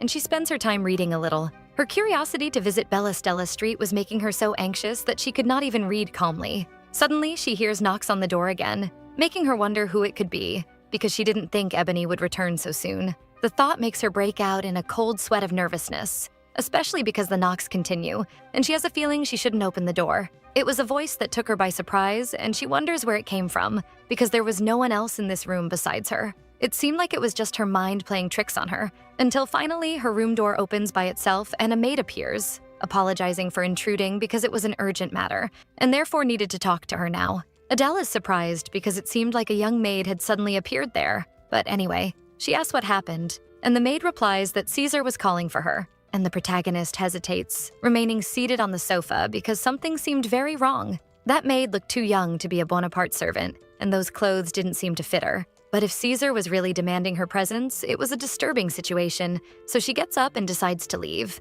Thus, the two go out, but Adele is confused because the maid was running up the stairs, saying that Caesar was on the balcony. For some reason, Adele didn't want to go with that strange maid. But anyway, Caesar was never the type to explain himself to others. The maid says they were almost there, and finally opens a door at the top of the stairs, and Adele goes ahead, walking, until, with an apology, the maid pushes her from behind, catching her by surprise when she is pushed from the roof, falling toward the garden. Meanwhile, at the banquet, the guests toast to the Duke and shower him with compliments, because he was indeed very incredible. It was not enough to be the youngest person to become a member of parliament, but he also helped the emperor ascend to the throne. Considering that the emperor was Duke Caesar's cousin, it would be a great diplomatic advantage, and the Duke's decisions in parliament would also be strengthened. He was handsome, had a good family, excellent charm for business, and even for political dealings. He didn't lack in any of these aspects. Everyone wondered who could marry this perfect man. Could he really marry Lucrezia della Valle? A little later, Caesar excused himself and went out to the balcony to sit down and smoke a cigar. He felt much more at ease now. But when he looked up at the ceiling, he noticed the initials CA, making him realize that something must be happening on the roof. Raising his gaze, he sees that the initials were about Caterina Bonaparte and Rohan Bonaparte, who, on a festive day like this, decided to dance. They placed her in the most beautiful chair in the hall, gave her a biscuit, and for long hours he could only see the two of them in their own world. That memory of Caesar was like an untouchable world that no one could approach. It was strange that it all happened in a place like this. Suddenly, Jude appears, shouting for Caesar because the young ladies were eager to see him. So he asks what he was doing there. He was caught off guard and barely recognized him dressed like that, making him question if he had gone mad. And as Jude touched his own hair to show off, the Duke gets irritated and tells him to leave right away. But he says he was pondering something while wandering around, and mentions the saying that the commandment was a lamp, the law a light, and the rebukes of correction were the way of life, a reference to a biblical proverb, making it clear to the Duke that Jude had chosen the clothes, and even questioned if he was poor. Anyway, Jude asks if, after getting rid of Lucrezia, he couldn't fall in love with another lady, and he even shows the shawl that fell on him by coincidence, to the point that it seemed like fate, to which Caesar asks back if he thought he wouldn't marry out of fear of Lucrezia. Then Caesar notices that the initials of Caterina Bonaparte were written on the shawl. The things his mother used were being passed down to Adele. This makes him wonder why the shawl fell on Jude, and he wonders where it came from. Meanwhile, Adele was pushed off the roof by the maid who apologized. But before she could fall, she held on in time, realizing that she could now remember that this woman was none other than Lucrezia's maid, Hazel. And the protagonist asks if it was Lucrezia who sent her to do this, which made Hazel freeze, not knowing what to answer. Adele orders the maid to grab her quickly, because otherwise the responsibility would fall on her mistress, making Hazel stammer in fear, because Lucrezia would be disappointed. The protagonist shouts, calling her an idiot, because obviously Lucrezia wouldn't allow her to stay alive after doing something like this, shocking the maid as she hears her say that Lucrezia would take her life to erase all existing evidence, so she should grab her hand quickly. But Hazel shouts back in denial, because her lady would never do that. And furious, she steps on Adele's fingers, screaming for her to die already as she tries to make the protagonist let go of the edge of the roof by stepping on her fingers. It didn't take long for Adele's fingers to give in, and she falls from the roof, plunging into the garden. The youngest member of parliament, the patriarch of the Bonaparte family, the man who received the greatest love from fate and God, Caesar Bonaparte, when he was lying on the stone ground looking at the stars, it was the first time in his life that a girl fell from the sky directly into his arms like that.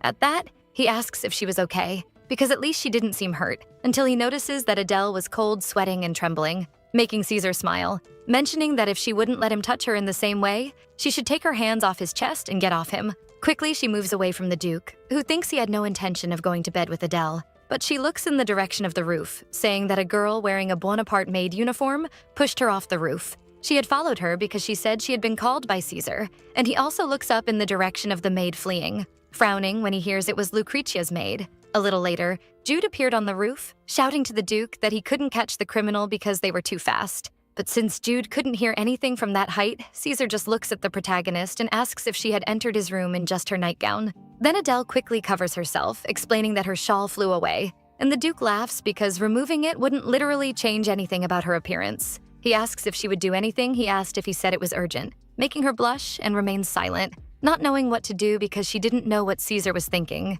Until finally, the Duke takes off his own coat and places it on her shoulders. She thanks him, taken by surprise, and that's when he feels a pain in his back that makes him groan.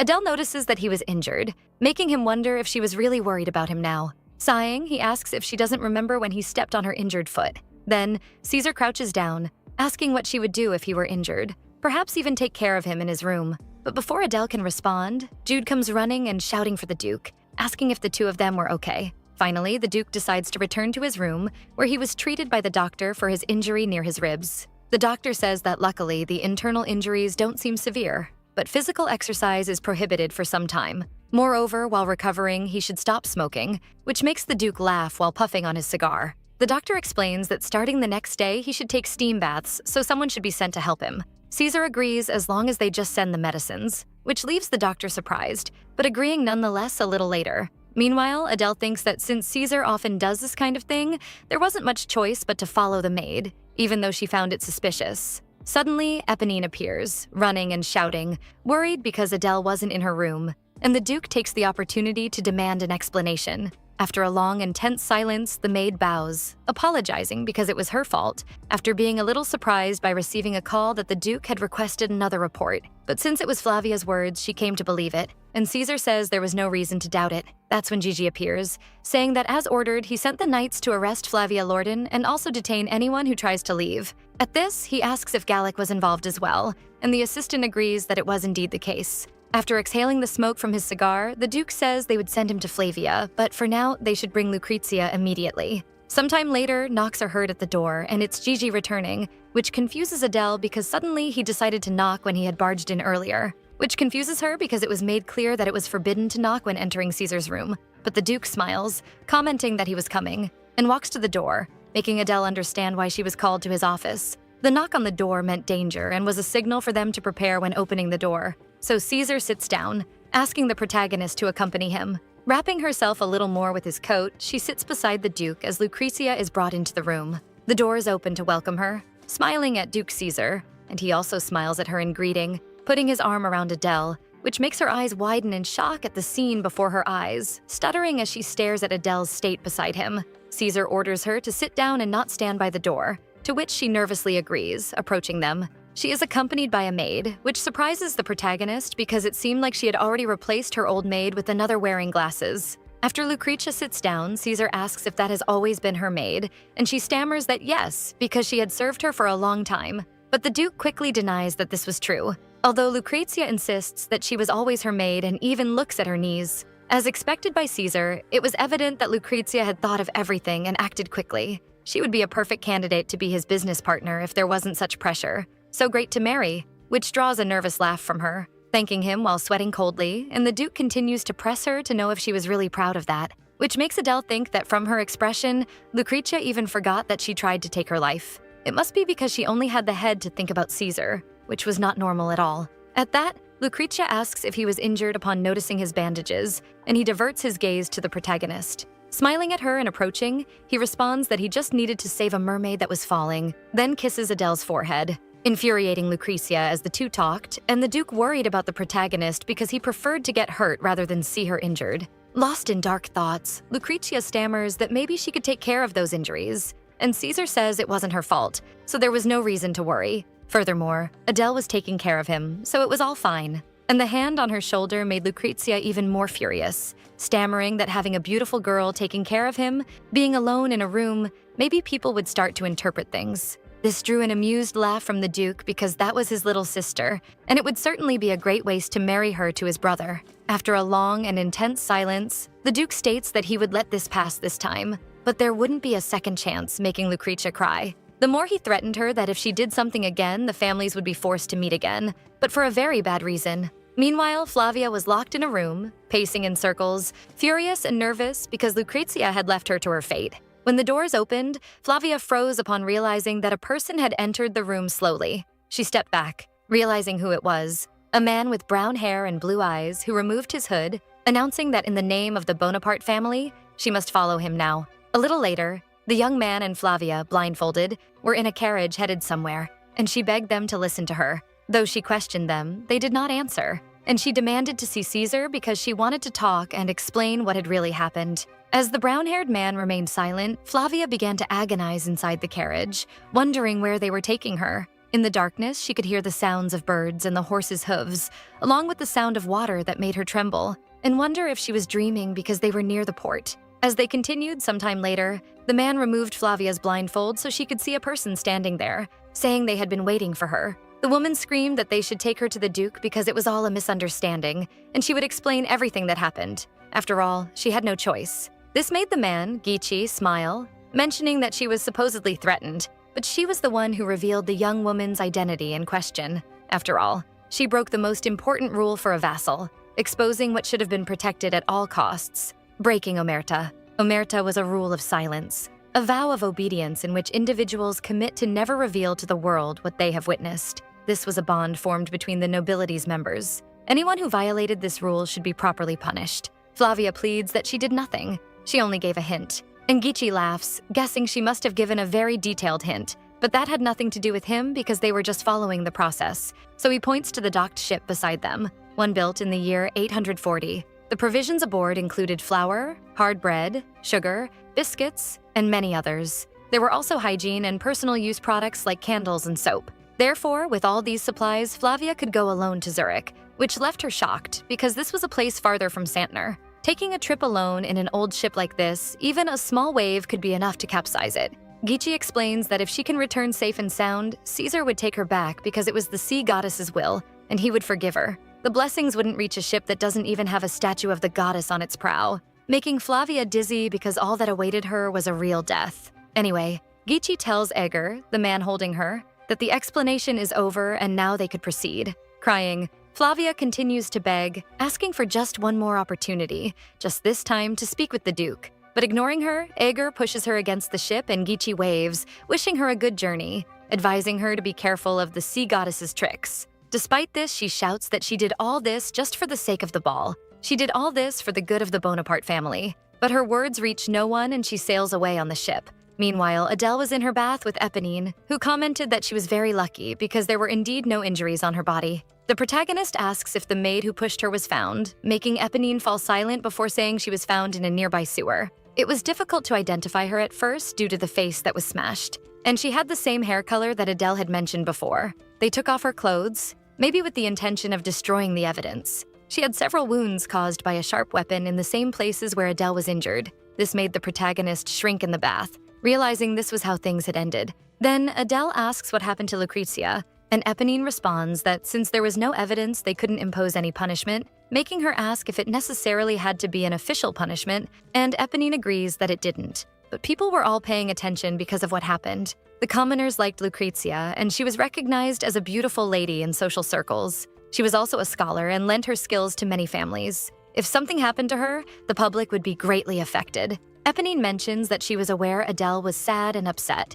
and the protagonist responds that she understands the situation. Then the maid mentions that there was also good news because from that day on, they wouldn't have classes for a while. The Duke had ordered a review of the content they were teaching so she could rest for some time. Then Adele asks what happened to Flavia, and again, Eponine falls silent before changing the subject. She mentions that the Duke was looking for a new etiquette teacher, and the plan would be postponed because he was busy with work, resuming the lessons when he returned to Orkanina. The protagonist falls silent and thinks for a moment, realizing they had apparently dealt with Flavia as well. Then Eponine asks if she would like to put on her outfit to go out because apparently she will be taking care of Caesar. This catches Adele completely by surprise, not understanding what she meant by taking care of her brother. And shortly after, there she was in Caesar's room, smiling as he saw that his sister had indeed arrived, carrying his medicine in her hands. She approaches slowly and widens her eyes as she sees the Duke sitting, noticing his broad shoulders and a waist that curved beautifully. Various scars scattered across his muscles added a dangerous narrative.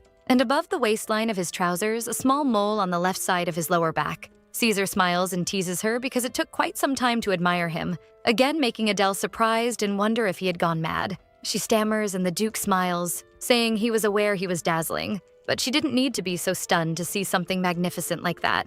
This makes the protagonist shout that none of this was going to happen, and he ignores her as he lies on his stomach, saying she had to help with his treatment. Looking away, Adele asks why he trusted his treatment to her who had no experience, and the Duke responds that Geechee would make too much noise and Eponine would only annoy him. Besides, he was hurt because of her and she should take responsibility. After being silent for a moment, Adele comments that she would start by cutting the bandages and approaches with the scissors to begin the work. While taking care of the bandages, she wipes her own sweat, wondering why she feels so nervous, like she was trapped in a room with a predator. She continues, saying she would apply the medicine, noticing that the bruise was larger than expected. Touching his back with the medicine up to the side of his chest, Cesare feels the path her fingers take on his skin, until Adele says she couldn't reach the part of the bruise on the front of his chest and asks him to tilt his body a bit, but he refuses, even though she asks him to do just a little, so she asks if she could get on the bed for a moment. This makes him smile and agree, so Adele thanks him and asks for permission, climbing on his back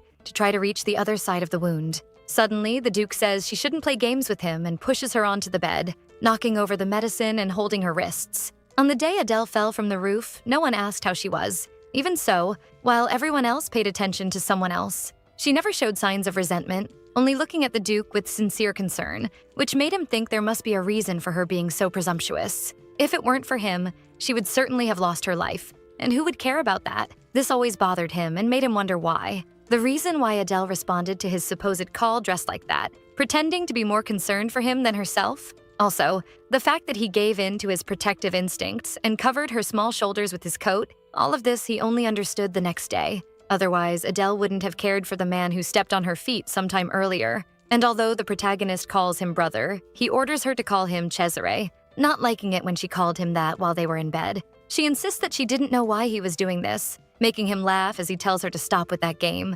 After all, he was a man and she was a woman. When he looked at her, he found her charming, and being foolish also made her beautiful. That's why he would treat her in the best way possible, and ask her to simply pretend she doesn't know what's happening now. Many women had passed through Cesare's life, to the point where he had grown tired of all of them. There were many of them, countless, and for that reason it wasn't necessary for his sister to become like that. But in the end, that's what happened. And there they were, with Cesare believing he had made a good choice by accepting Adele. He decided he would pretend to take the firstborn son of Bonaparte. It was certain that there would be a strange life ahead. That's why Cesare says she could stop lying now, leaning closer as he said he would do whatever she wanted, and orders her to open her mouth. For a moment, he wonders what would happen next, but the Duke decides he would deal with it later. He would focus on what was in front of him. It was too magnificent for Cesare to waste his time thinking about anything else now. Until, to the Duke's complete shock, Adele raised the scissors against his neck, keeping him at bay with a look of disgust, which made him laugh, thinking she was crazy. But it amused him even more as he looked at the protagonist. He asks why she was holding that, perhaps intending to cut his throat, and Adele replies that she would if necessary. He questions if it was really necessary, to which Adele insists if he knew who she was. And soon the Duke realizes she was serious. Still smiling, he pushes her wrist holding the scissors onto the bed, pinning her hands above her head. It seemed too easy to disarm her using just physical strength. It was foolish to him. While Adele accuses him of being a pervert, Cesare felt he was going insane. He couldn't believe she was so presumptuous to this point, and he didn't remember enduring such a situation until he finally pulls away from her, asking if she hated him. After a moment of silence, Adele denies it, but neither does she like him, which makes his smile tense, laughing as he realizes they shouldn't be there. He gets off of her and asks for a moment because he had to do something, sitting with his back to Adele on the floor. He wonders what he should do now because he no longer intended to give Adele to the Della Valle family. Sometime later at the parliament meeting, a man mentions that a few days ago he heard that all the envoys to Orcanina had returned and were grateful for the hospitality. With that, the man thanks Cesare, who smiles in response because it was just part of his duty to do so. However, the man says he had heard that he called Lucrezia to his office during the last banquet and hoped to hear good news. The Duke falls silent at this, replying that it wasn't for the reason he was thinking, but rather that he just had something to tell her. He insists on knowing what it was about, and Cesare reveals that it was about his younger sister, whom their parents had after abandoning the family. This shocked everyone at the meeting table upon discovering that there was a younger sister now, and the Duke smiles because it seemed there were many questions to be asked. But the identity of his sister would be revealed at a debutante banquet that would take place in a few months, after which he assumed he could meet the son of Della Valle. Around him, the men ask what this meant until he makes it clear that he intended to marry his sister into the Della Valle family. He couldn't monopolize his sister, who was so young and full of energy, catching Luca Della Valle by surprise. Cesare stares at Luca, who should be the head of the family, so Lucrezia wouldn't have to marry the prodigal son of Bonaparte. They could only negotiate that way. Meanwhile, on another day, Gigi rushed in very cheerfully to see the protagonist, praising her for being as graceful as always, seeming even more beautiful every time he saw her. To him, even the mermaids would feel threatened when they were near her presence, until someone interrupted his rambling. It was none other than Cesare, who greeted Adele when she entered his office after silencing his assistant. The protagonist greets him as well. It seemed this was the first time they saw each other since the other day when Cesare was in bed with her. Smiling, the Duke says he called someone different that day because he needed to take care of other matters so she could be at ease. The protagonist feels tense, although neither Eponine nor Gigi knew what they were discussing, until someone knocks on the door and a person named Aiga Cora, the man who had previously led Flavia to her ship, enters the room. The Duke explains that Ager would now be Adele's bodyguard, which makes her think about the Cora family, looking at Eponine.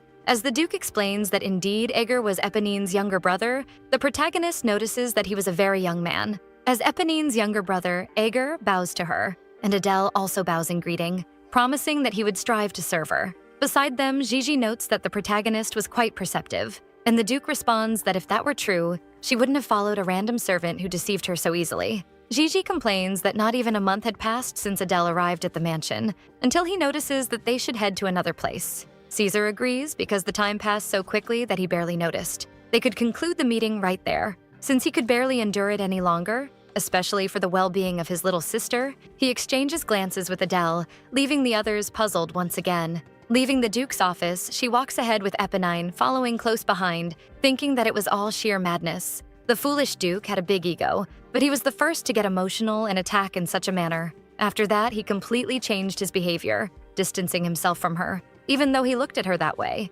That was the first time Adele was so close to the Duke. She was so distracted that she couldn't think of anything else. These thoughts were quite useless for the protagonist, who frowned at herself while looking ahead, trying to convince herself that it was all fine because Caesar was just a shameless womanizer, but she still couldn't help being affected every time she thought of him. A little later, the butler, Ernest, appears at the bottom of the stairs to speak with the protagonist. Descending the stairs ahead, Eponine asks, "What happened?" And he approaches to whisper something to the maid. Her eyes widen in surprise, and she responds that he should inform them that they still needed time to finalize the details of the dress. As Ernest leaves, the maid quickly turns to Adele, announcing that she had a visitor waiting for her and she should hurry to the star room right away. As she prepares her, Eponine explains that, apparently, the lady wanted to meet the protagonist because Caesar announced her existence to the world. Nervously, she even theorizes that maybe the lady might know about the contractual relationship they have, so Adele should not lie to her, and just remain silent when there is no confirmation, to which the protagonist remains quiet. A little later, the maid finishes adjusting her dress and hopes things go well for her lady. The protagonist walks towards the hall to meet the person who called her, and she is impressed. It was a room with dark colors, unlike the atmosphere that surrounded Saint Marc, but at the same time it had a dazzling glow. It was indeed very beautiful from her point of view, and seated at the table inside that room was a woman with white hair and golden eyes. Adele feels she should start with greetings, even though in Saint Marc it was customary for superiors to greet first. But this was an exception, and so the protagonist greets the lady first, apologizing for doing so late and introducing herself as Adelaide Bonaparte. The woman remains silent, observing Adele, and pushes a book towards her, greeting her back and saying her name is Eva. This was the woman everyone voted for as president, Eva Bonaparte. It was a fact that she had a good reputation, but her physical health prevented her from speaking, and this was revealed long after the master of the mansion entered. Eva asks if the tea was to Adele's liking, and she agrees that it had a great aroma, and so the two continue interacting through speech and writing. The protagonist had doubts about what Eva wanted to ask so much, writing and erasing multiple times on the same page. A little later, Eva writes that Adele was a very beautiful girl, making Adele respond that it was indeed a cute compliment. Moreover, Eva assumed that Caesar must like her very much and asks if there was any inconvenience. In response, Adele says she has been well cared for and in good hands thanks to the actions of her good brother. Eva asks if the boy treated her well and how he treated her, which made her look away, not knowing how to answer because the foolish Duke was attracted to her. As Adele hesitated, Eva writes again and asks if she was waiting for an opportunity to seduce Caesar. This catches her by surprise, and she quickly denies that she would never do such a thing. So Eva asks her to speak freely because she was on her side, and Adele states that this would never happen, and she wouldn't even dare to think about anything like that. The woman says she doesn't care where she came from, and Adele asks her to stop interrogating her because she didn't approach Caesar with that intention. Under the woman's intense gaze, the protagonist does not yield and continues staring back, until finally Eva writes an apology, explaining that she needed to be sure, because if Adele had really fallen in love with the Duke, she would need to place her in another family. This confused Adele, so Eva continues, explaining that she supposed it wouldn't be pleasant to have that kind of relationship between relatives. If that was the case, it wouldn't be necessary for there to be a marriage with Della Valle instead of Caesar. But anyway, to Adele's surprise, Eva states that she now recognized her as a Bonaparte. What Caesar had promised her, he could give even more, which kept the protagonist silent, wondering what exactly this woman's goal was. She said that if she was in love with Caesar, she would have to go to another family, making it unnecessary to form an alliance with Della Valle.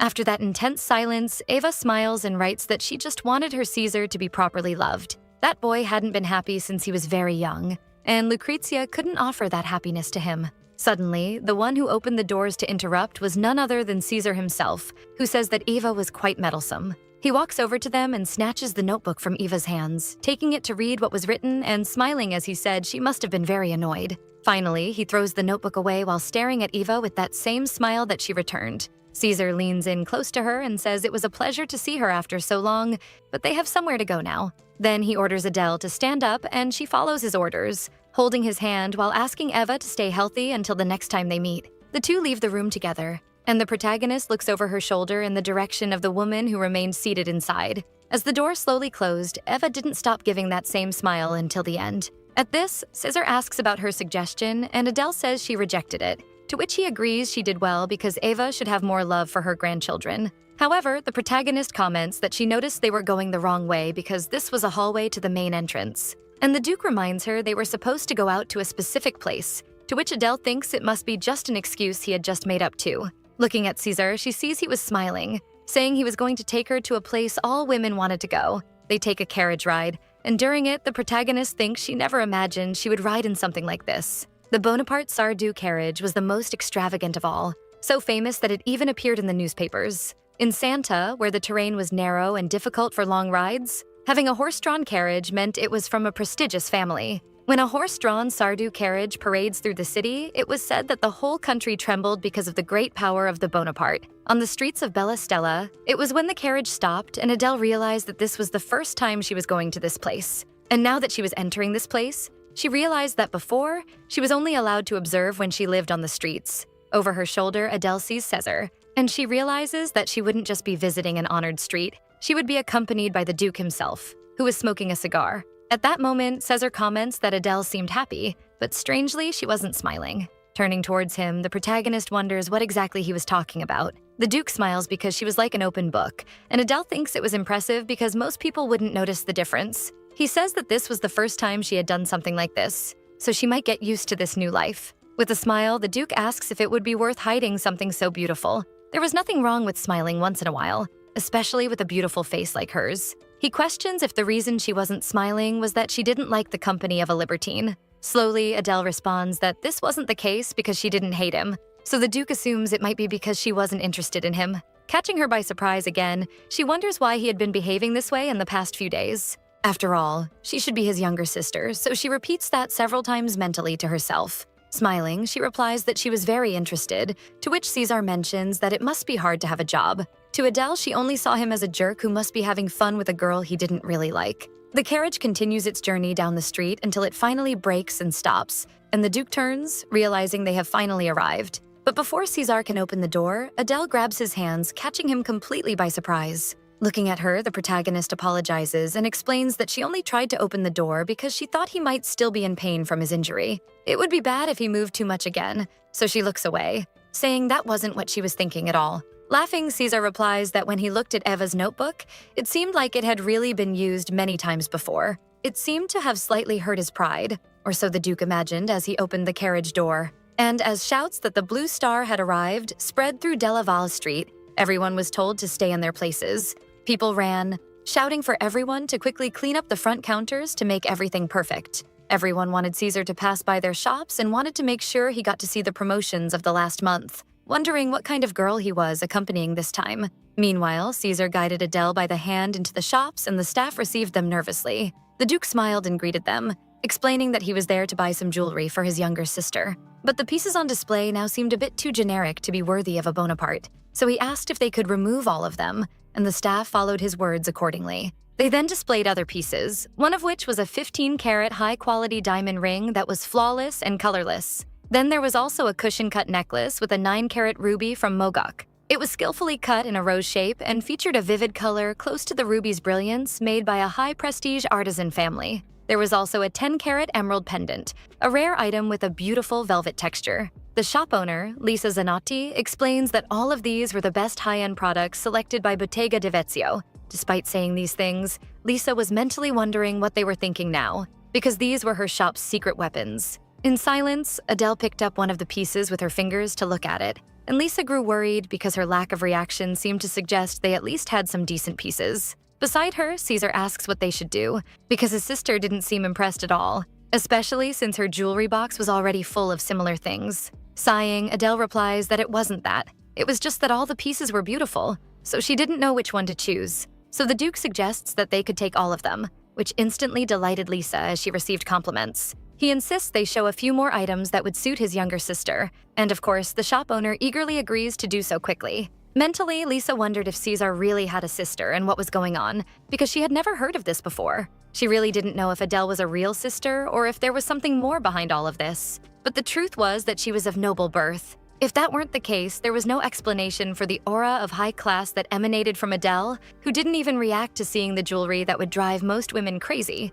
Lisa wondered what she should recommend to make this young lady react with that sharp look. While searching for new pieces, she widened her eyes and said that it might not be as valuable as the other jewels, but she thought those pearls could suit Adele very well, rotating a pair of earrings for display. Caesar agreed that they looked lovely, and stepped closer to pick up one of the earrings, asking the protagonist for her opinion on them. She kept the same reaction as she told him that she hadn't pierced her ears yet, which surprised the shop owner. Because most girls have their ears pierced from a young age, she never considered this possibility. To which the Duke joked that his mother had kept her well preserved. He suggests that Adele could try them on over her ears to see how the earrings would look in combination with her appearance. So, Adele brushes her hair away from her ears and lets Caesar place the earring over her earlobe to see how it looks, impressing both the shop owner and Caesar, who agreed that the earrings would look great on her. Lisa was enchanted because Adele had a mysterious aura around her, and she snapped out of her thoughts when the Duke stated they would take the earrings. However, Caesar noticed that Adele still hadn't found anything that particularly pleased her,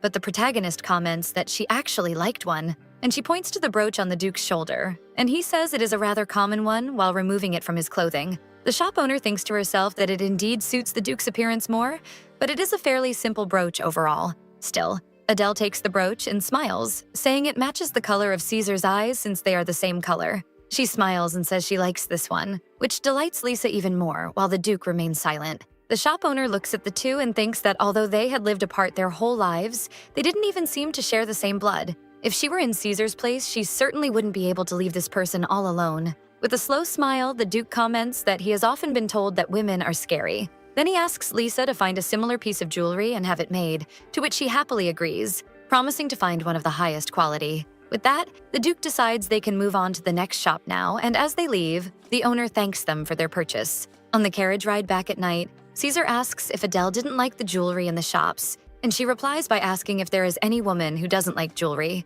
But the Duke was curious to know why she didn't seem very happy with any of it, and she looks away, responding that it's not like she can take them with her when she's gone. At this, Caesar feels that she had a sharp thought. Roughly speaking, the purchases weren't for Adele the shoeshine girl, but an investment for his younger sister. There was no reason to expect a kiss after giving her jewelry, as was common with other young women. As she looked outside the window, the protagonist saw something that caught her attention, and Caesar asks what happened. She slowly replies that it was nothing. She was just looking at a store called Secretum, one she had only seen from afar before. With a smile, the Duke says that place is a cheap store. The founder's lace she bought that day should have been 3 times more expensive than anything there. Still, the protagonist continues to stare at the shop before slowly responding that she understands and thanks her brother. Back at the mansion in her room, Eponine comments that even though he is the Duke, it seemed like he spent a huge amount of money, which should have made Adele feel quite lucky. It had been a bit challenging to dress her appropriately with just what they had in the mansion. But as expected, she always looks stunning in a backless dress,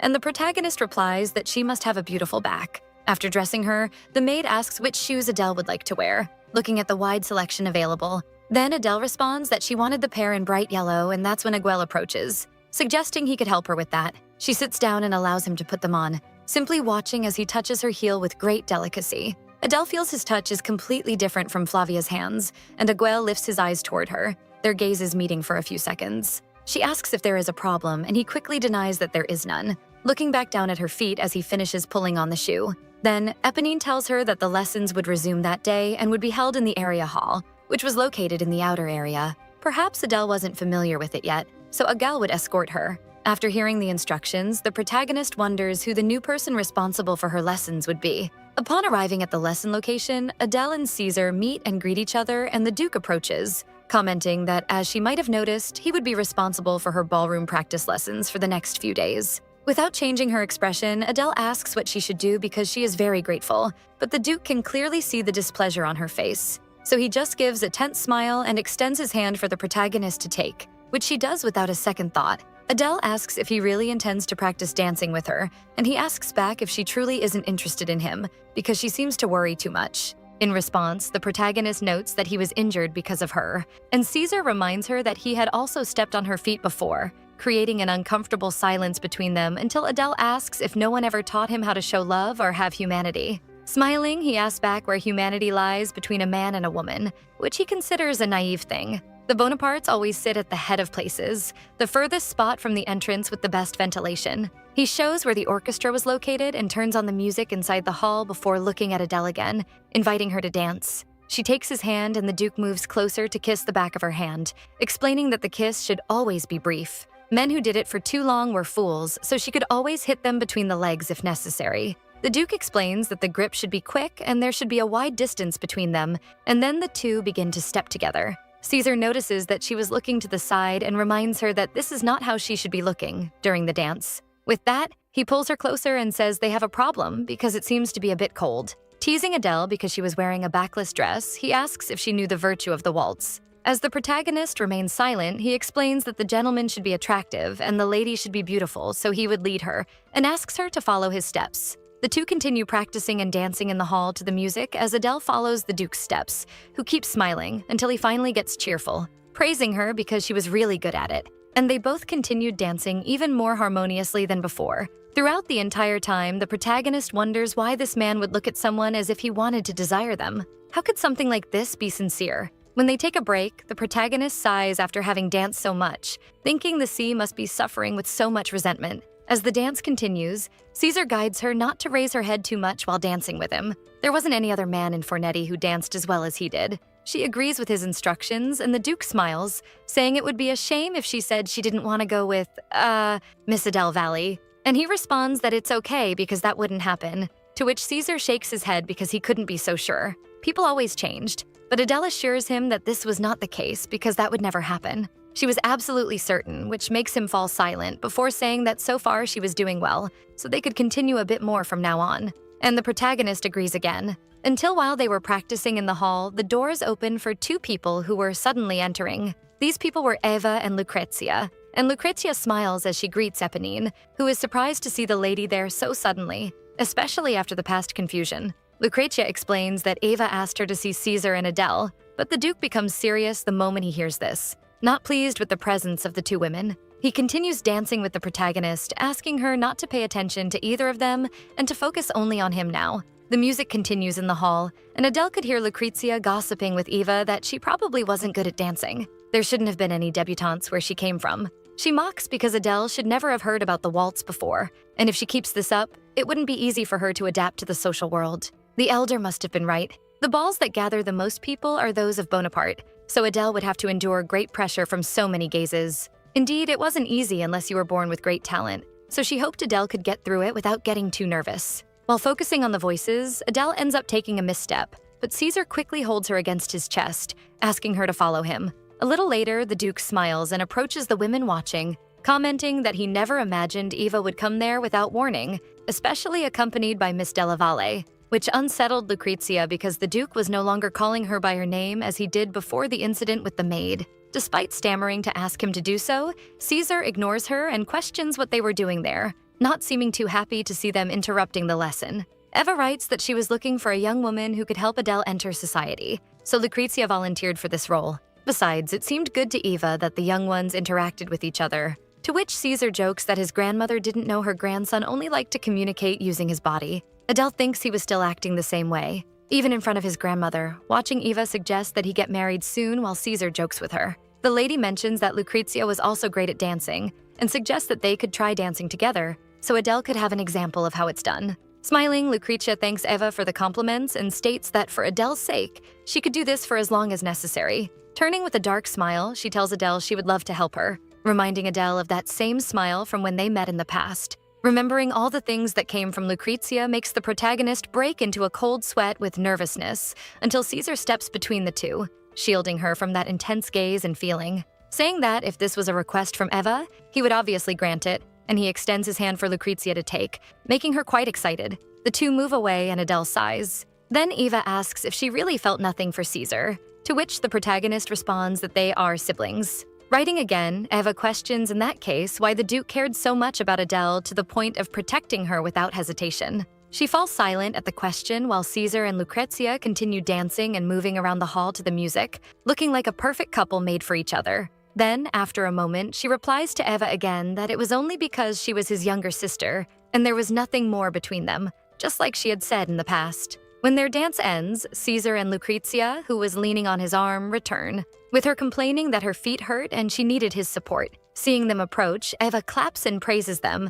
asking when they plan to marry, to which Lucrezia thanks her for always looking out for her so well. At this, Eva smiles and writes that she needed to leave because she had things to do, and asks Caesar to take good care of Lucrezia, who was her guest. Caesar stares at her seriously as Eva asks him to invite Lucrezia for dinner, entrusting this to her handsome and dear grandson while she leaves. The doors close, leaving the three in tense silence inside the hall, alone until the Duke lights a cigar. He asks Lucrezia if she liked the idea, questioning the fact that she had been coming to the mansion quite frequently in recent days. Pressed, Lucrezia stammers that she couldn't just stay quiet, looking away because Adele was trying so hard and that worried her. Interrupting her, the Duke states that he didn't need her and could stop this right now, to which Lucrezia asks if she should really do that and just pretend she didn't see him going down the wrong path. But he refuses because he was free to meet other ladies, and there was nothing wrong with that. However, Lucrezia claims that she thought he would realize it over time, but she couldn't just keep watching as he headed toward ruin, stammering that she made her way there despite her shame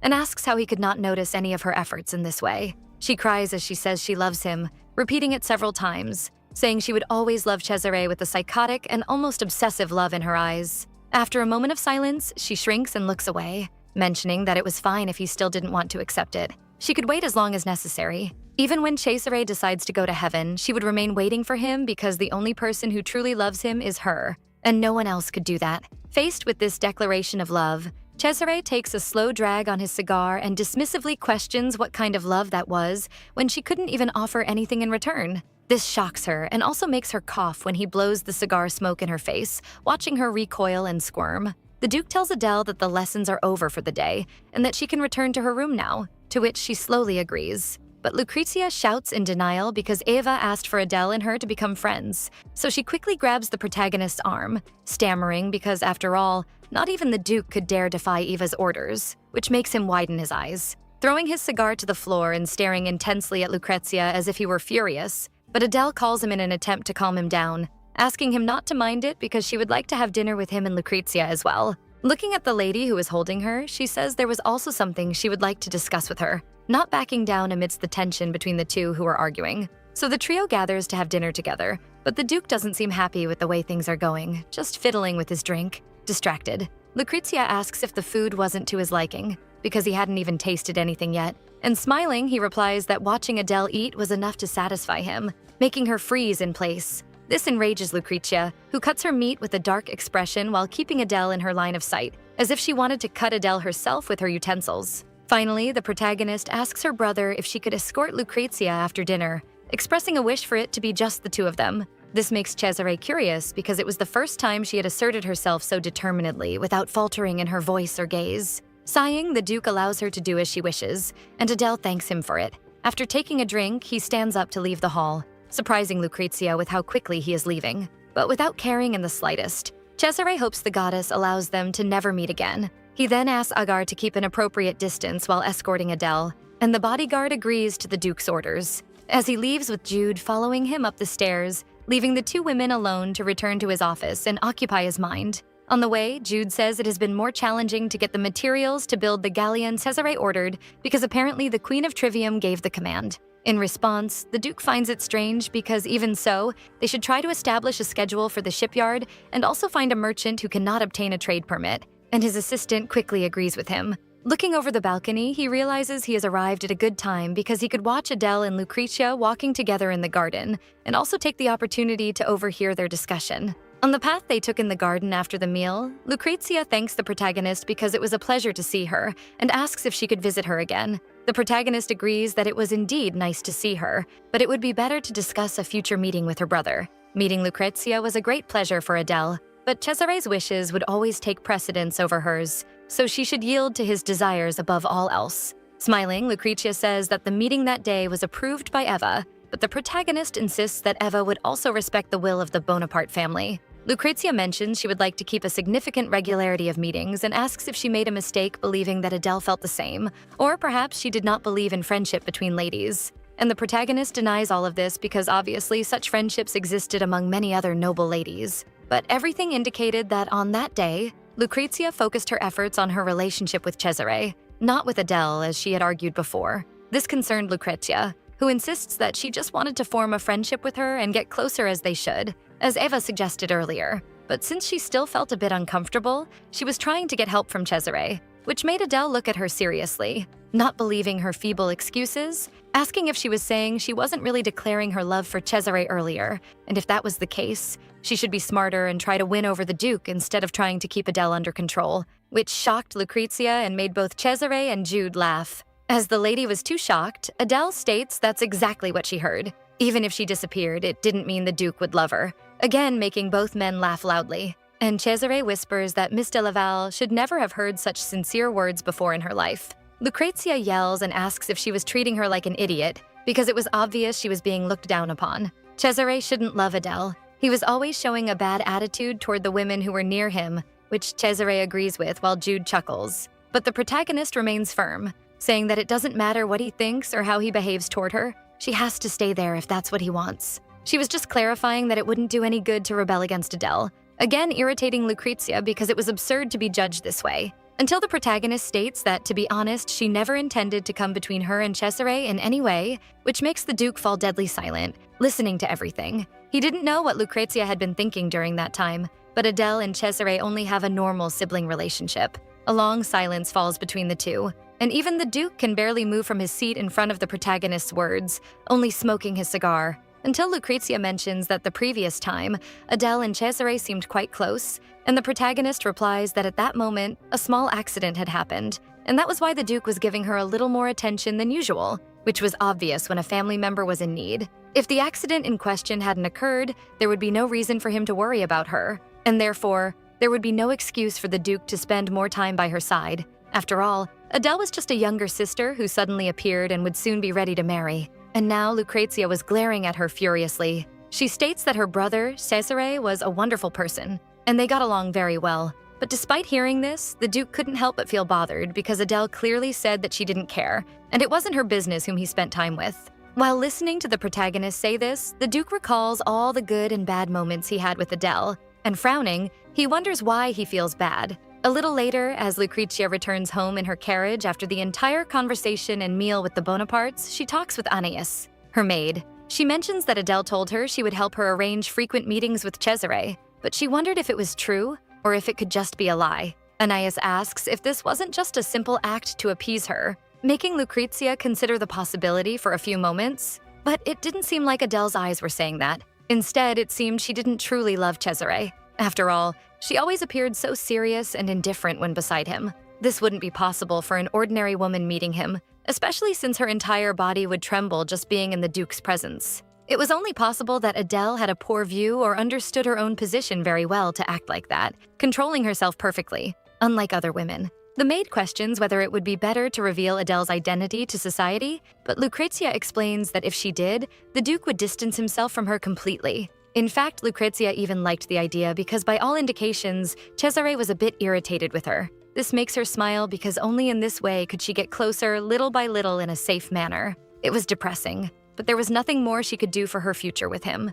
If Adele truly intended to help them, she was excited because she could see Cesare forever and every day of her life. Even if she couldn't yet have formal meetings with the Duke due to self-reflection, she wanted to be able to spend as much time with him as possible. Then the maid asks if her plan succeeds. It might mean that Jose and Adele would end up getting married according to what was written in the agreement, and Lucrezia agrees that it would certainly be the case. However, Anais reminds her that the protagonist's true status was not of nobility. But even so, a person like her would marry Jose, which made Lucrezia pause to think about it for only a few seconds. Laughing, she says that this would be Jose's problem, shocking the maid, who breaks into a cold sweat at this reaction. Lucrezia mentions that Adele looked enough like a lady, so there shouldn't be any problem because the most important thing now was that she could continue with Cesare safely and without any agreement. If he intervenes in her plans, she would just need to find another way to get closer to the Duke and have him for herself. Therefore, Adele's origins should be kept entirely secret, and she asks if her maid understood, to which she stammers a yes.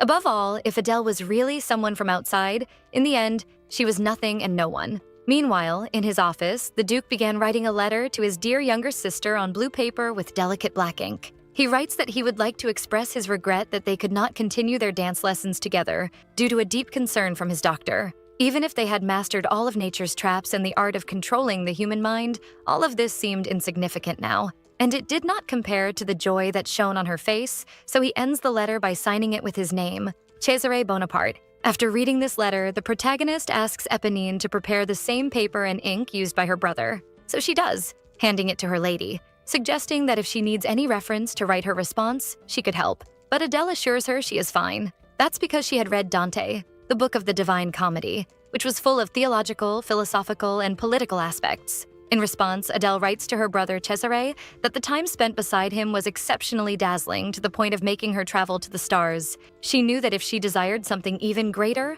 her wishes would conflict with those who brought her there. To Cesare, who had taken care of her with such compassion, she asks for mercy, philanthropy without even complaining. She could say that all the goodness of creation was gathered within Cesare, and she signs it with her name, Adelaide Bonaparte. After writing the letter, the protagonist handed it to Eponine, who was surprised to see her come up with a response so quickly. Adele asked if that wasn't a good thing, hesitating, but the maid affirmed that it was great because from now on she wouldn't have to worry anymore. With this assurance, Adele asked if she would have a new teacher now that she no longer had dance lessons with her brother. It was then that a voice approached, commenting that they could help her with practice, and Agata stepped forward, knowing that even though it wasn't an escort's job, still, there was no problem in using him for a while, so he extended his hand to Adele, who was caught off guard by his initiative, to help her with the waltz dance practice, and she hesitantly extended her hand to hold his, thanking him as Agata kissed the back of her hand. The two left the room and went to the ballroom where they talked a bit before starting the music and practicing again.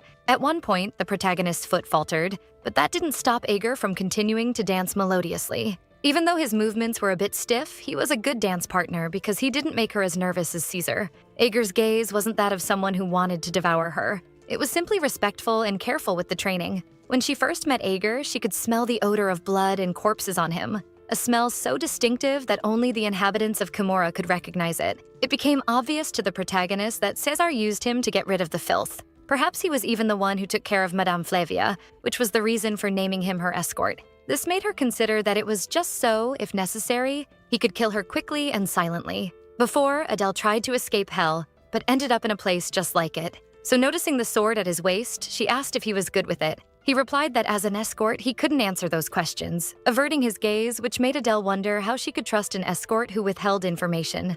After a moment of silence, he agreed that it made sense, and the two continued dancing for some time until nightfall, where Adele told her maid that the next day she would visit the outer palace, which made Eponine question the reason for the visit. She replied that high society people frequented that place, including her brother. That's why she believed that observing those people would help her act more like a true lady. She would blend in unnoticed and take Aeger with her. Eponine thought it was the first time she had heard such a request, responding that she would probably need to ask the master's permission. When Adele asked her to do it immediately, the maid agreed and excused herself to leave for a moment. Left alone in the room, the protagonist thought about how persistent Lucrezia was. For her, simply helping her win over her brother wasn't enough. If she wanted to understand him, she would need to observe him. In any case, her role was to maintain the agreement between Bonaparte and Della Valle, not stop Lucrezia. Even if their agreement was discovered, Caesar would continue with the plan. That's the kind of man he was. A little later, Eponine returned, informing that Caesar had agreed, but also said she couldn't miss her practical dance lessons, and that she should prepare because soon she would have a new teacher. And so Adele and Aeger set out on their trip, actually positioning themselves to be able to observe Caesar from the best possible spot. In response, the protagonist said she was sure they wouldn't be noticed from that distance. After hiding behind the trees, Aeger noticed that he was leaving. The two watched him leaving with several other unknown people, who seemed to be Maya Lucy Gazzolo, Libby Rossi, the current leader and heir of the Rossi family, and the former president of the Signoria Academy, the elder Gianni. They were the most important men in Santner gathered there, and they all bowed to Caesar. This impressed Adele, who simply observed in silence the entire procession, realizing that they were there to visit Caesar. She became so engrossed that she forgot for a moment that she was the younger sister of someone like that. It seemed like a truly distant reality. But Aeger responded that it wasn't, as this was now her family. Holding hands, Adele agreed that she should strive to do a good job, letting a ladybug climb onto her fingers. Back at the mansion in the afternoon, Caesar heard from a servant that Adele was at 10 o'clock sharp, and he looked in that direction, knowing exactly where they had been watching from, and wondered what exactly they were doing. He had heard that she wanted to go to the outer area of the palace, but nothing about observing him from a distance like that. The servant asked what his master would like to do, and he responded that he didn't mind it. Thinking that it probably had something to do with the agreement he made with Lucrezia, Caesar imagined that maybe Adele was planning to observe his routine and report every step. A few days passed, and Adele and Aeger continued to watch Caesar, making him feel that she was indeed a stubborn girl. It reminded him of when the protagonist had said she didn't intend to come between him and Lucrezia, which made him wonder what he had done to make her hate him so much. Even though he was responsible for the current situation, it hurt his ego that she continued to reject him. He had never been rejected in that way before. It seemed like Adele had standards that he didn't meet, even when everyone said they looked like a beautiful couple. Next to him, Gigette was yelling at Caesar to listen to him, though he was completely lost in thought. Questioning why he was acting that way, many VIP guests wanted to leave, and he was blocking the way by standing there. Ignoring the complaint, Caesar said that if Adele asked any questions about his schedule, they shouldn't answer, but instead encourage her to ask him directly. He walked away from the entrance, leaving the confused assistant behind, but agreeing to follow the orders anyway. Later, he lay in bed thinking, hearing from Eponine that the protagonist had been studying a lot on her own lately. Even though she visited him during the day, much of her time was spent studying at night.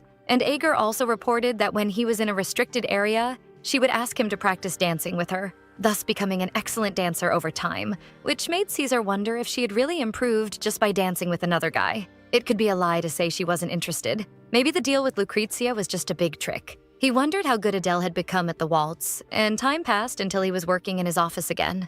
After his assistant reported that the report had already been delivered, Caesar asked if there was any news about Trivium, and he responded that they hadn't gotten anything yet, but as expected, it was absurd for them to dare to take away his access to the sea. After a moment, the assistant mentioned that Adele had asked about Caesar's schedule, catching his attention. As he listened to him explain that he hadn't provided the information she wanted and suggested she visit Caesar in person, this made him smile. Pleased that Adele would come soon as she had said before that she hated him, it was better to give her space to make the first move. He considered that perhaps he should just invite her for lunch together until Adele herself appeared in the office. Gigi was delighted to see her, and Cesare quickly grabbed him by the collar to stop him from running toward her. After greeting her, he asked what brought her there, noticing that the protagonist was strangely wringing her hands. She averted her eyes, saying she wanted to know if he had any free time the next day, because she would like to spend some time with him as his sister. But Cesare knew she was lying. Adele explained that visiting places full of high-ranking nobles would help her practice proper etiquette,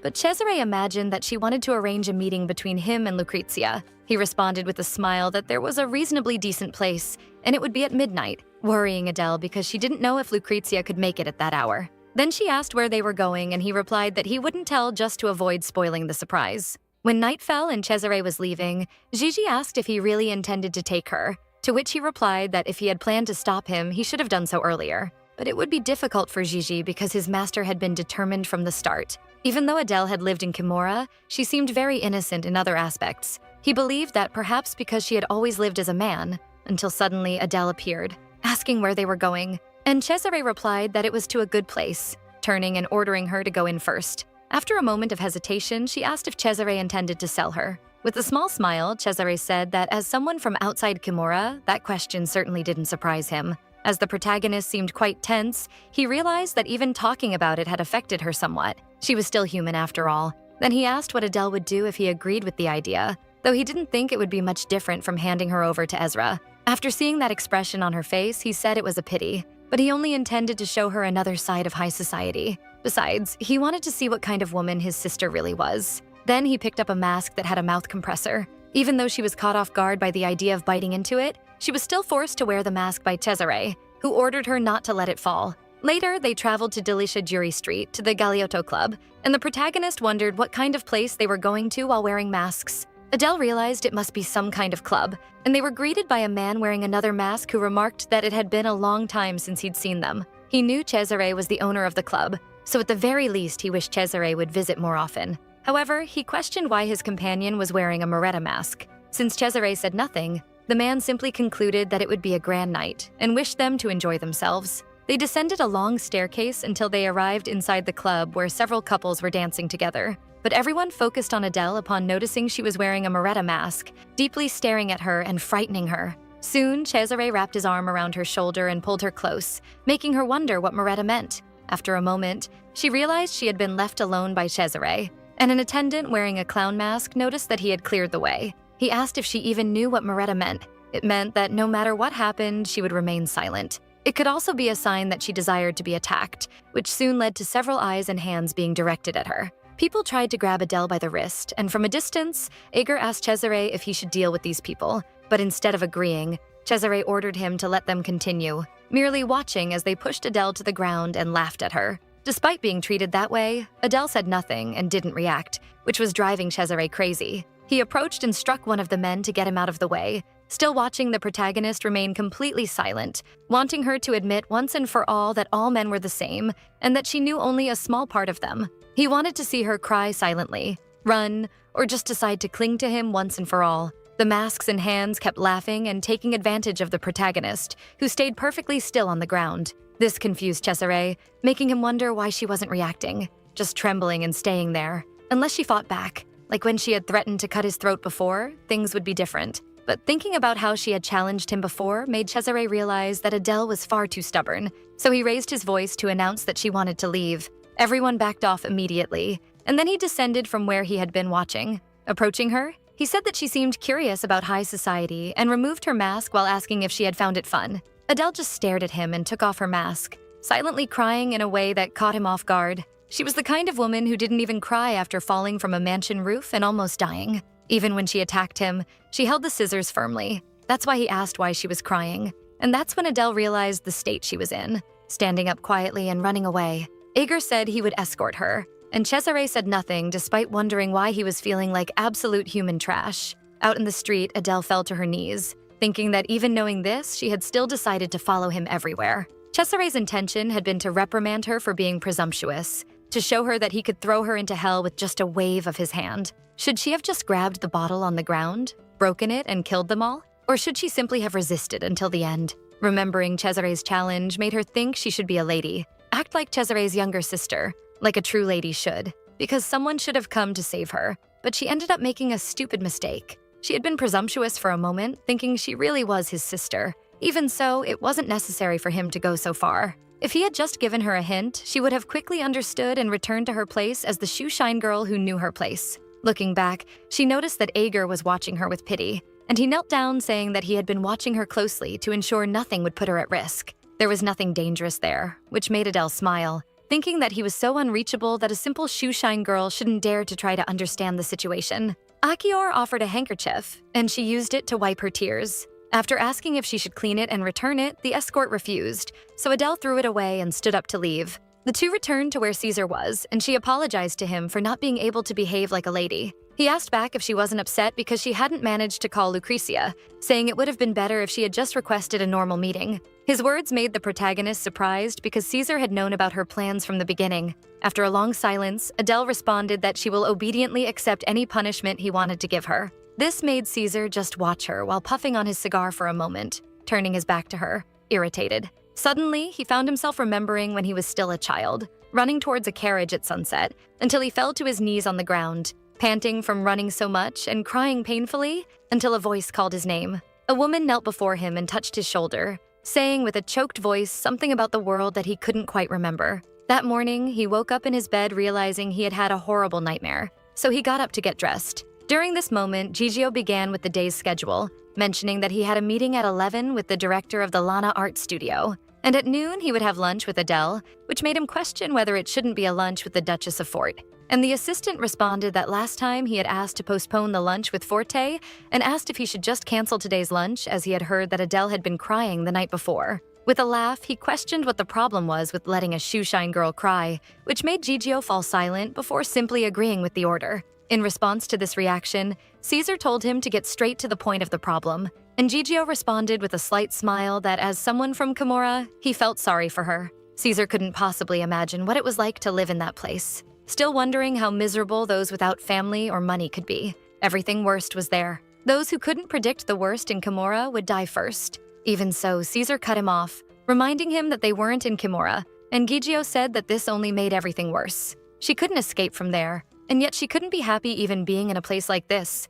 This made Caesar fall silent, thinking that Gigio wasn't usually the type of person to sympathize easily with others, which must have meant that what he had done to Adele was really that bad, making him question what kind of place Kimura was. Thus, he said that the lunch would proceed as planned, ordering Lucrezia to be invited in Adele's name because he knew she would come. This shocked Gigio, but Caesar continued, knowing that just thinking about Lucrezia was enough to make him lose his appetite. If the reason Adele and Lucrezia had made an agreement was purely for survival, it would be better to help establish the relationship between them. In any case, the Shoeshine Girl's debut in the social world should happen without flaws. If Lucrezia, as her friend, helped her, it would be easy for her to establish herself among the other women, which for Caesar was at the very least quite irritating despite everything. And later, Lucrezia arrived for a visit as expected. Later, he met with the two of them for another meal, and Lucrezia lit up upon seeing him, while Adele smiled a little, asking if he had slept well. Caesar noticed that her eyes were red, probably because she had cried all night.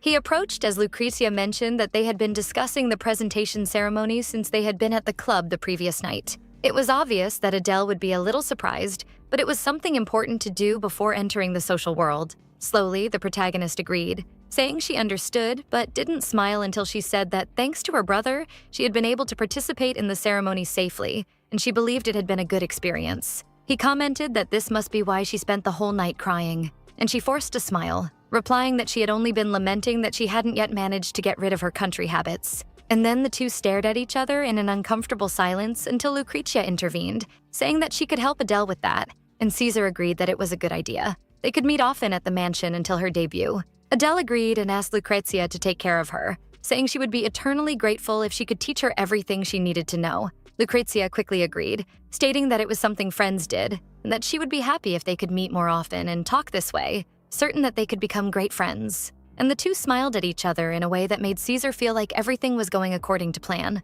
Then Adele wiped her mouth, lowering her gaze to the food, which she had barely eaten since she arrived. Later, when Lucrezia said goodbye, she stammered, commenting that she had had a lot of fun that day with Caesar, walking and eating. And she also said that Adele shouldn't worry because she would certainly become a very popular lady in society. Caesar thought that he should ensure that happens, so he leaned closer to Lucrezia to wish her a safe journey. This made Lucrezia blush, deepening her love for him even more, stammering and promising that she would take good care of Adele, as the banquet would surely happen soon. After that farewell, she turned around, promising they would see each other again soon, leaving the mansion in her carriage. After a long silence, Adele thanked Caesar for inviting Lucrezia, as she wanted to be able to talk with her more. Then he abruptly approached Adele, questioning exactly what the problem was, and the protagonist responded that she didn't understand. He asked about her annoying behavior from before, making Adele smile and say she would act however he wished. Despite these words clearly angering him, the protagonist gave a cold smile,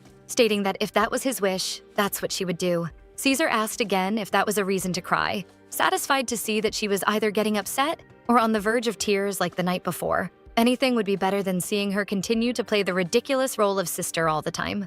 After a moment, Adele said he was right and apologized for overreacting. If there was something he didn't like, she would do whatever it took to fix it. And from now on, she would do her best to meet his expectations. He replied that for his sister, it seemed easy, and she agreed because it was his request, and she would surely manage to do it. She assured him that she would do everything as long as they were his orders, making Caesar wonder how he hadn't realized this until now.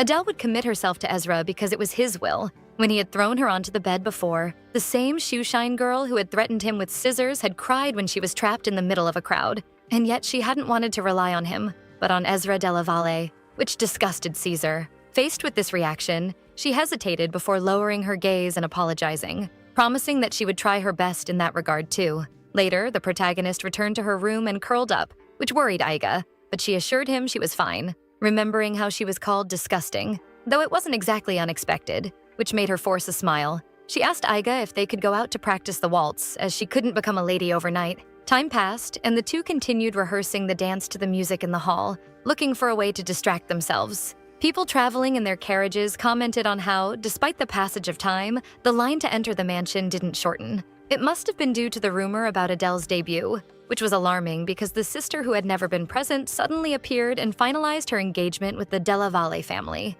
But according to the rumors circulating on the streets of Bella Sella, the amount of money Caesar had spent on her exceeded 5 million. Some wondered if he would have gone that far if they weren't blood relatives. Besides that, Lucrezia had started to be invited frequently to the mansion. It was obvious that something was going on, and that day, everything could be clarified to the public when they all saw her officially. In the hall where everyone was gathered for the party, people praised Genevieve, who looked very beautiful that night. They commented that they hadn't yet seen Lucrezia, and Genevieve nervously laughed because that was exactly what she wanted to ask. Where had she gone? But suddenly, she hadn't even allowed her to take care of the Della Valle carriage. She had left a letter saying she would travel separately that day and apologized to Genevieve, which made her wonder what that meant. It was then that Caesar's arrival was announced, and everyone looked in his direction as he approached and walked through the crowd, dressed very elegantly. The women whispered about how he was always impressive, especially his thighs, even wondering if he would spend the night out again. Caesar approached to greet the people, council members, officers, young ladies, and gentlemen around. Thanking everyone for their presence that night, he said that once again, his birthday banquet had begun. And unlike the other members of the Bonaparte family, things would be handled differently. But he knew that speech was long and boring for everyone, so he would get straight to the point. Some of them might have heard rumors that he had a younger sister, and on this grand occasion, he would like to take the opportunity to introduce her. Thus, he gestured to Adele, stating that she had come from afar to warmly welcome everyone. And the protagonist presented herself before everyone, also dressed very elegantly, frustrating Genevieve because he hadn't introduced the sister to her first. A man asked if she was from Capolo, and Adele responded that she was. And he mentioned that a distant relative of his was from there as well. He said that if he had known her before, he would have liked to meet and talk with her more. And she explained that until 3 months ago, she was nothing but a simple girl. A gentleman would hardly have noticed her in that brief time, and he replied that pretending to be a common person with such grace should be impossible. She laughed, saying it seemed like he was trying to tease a debutante, something he denied,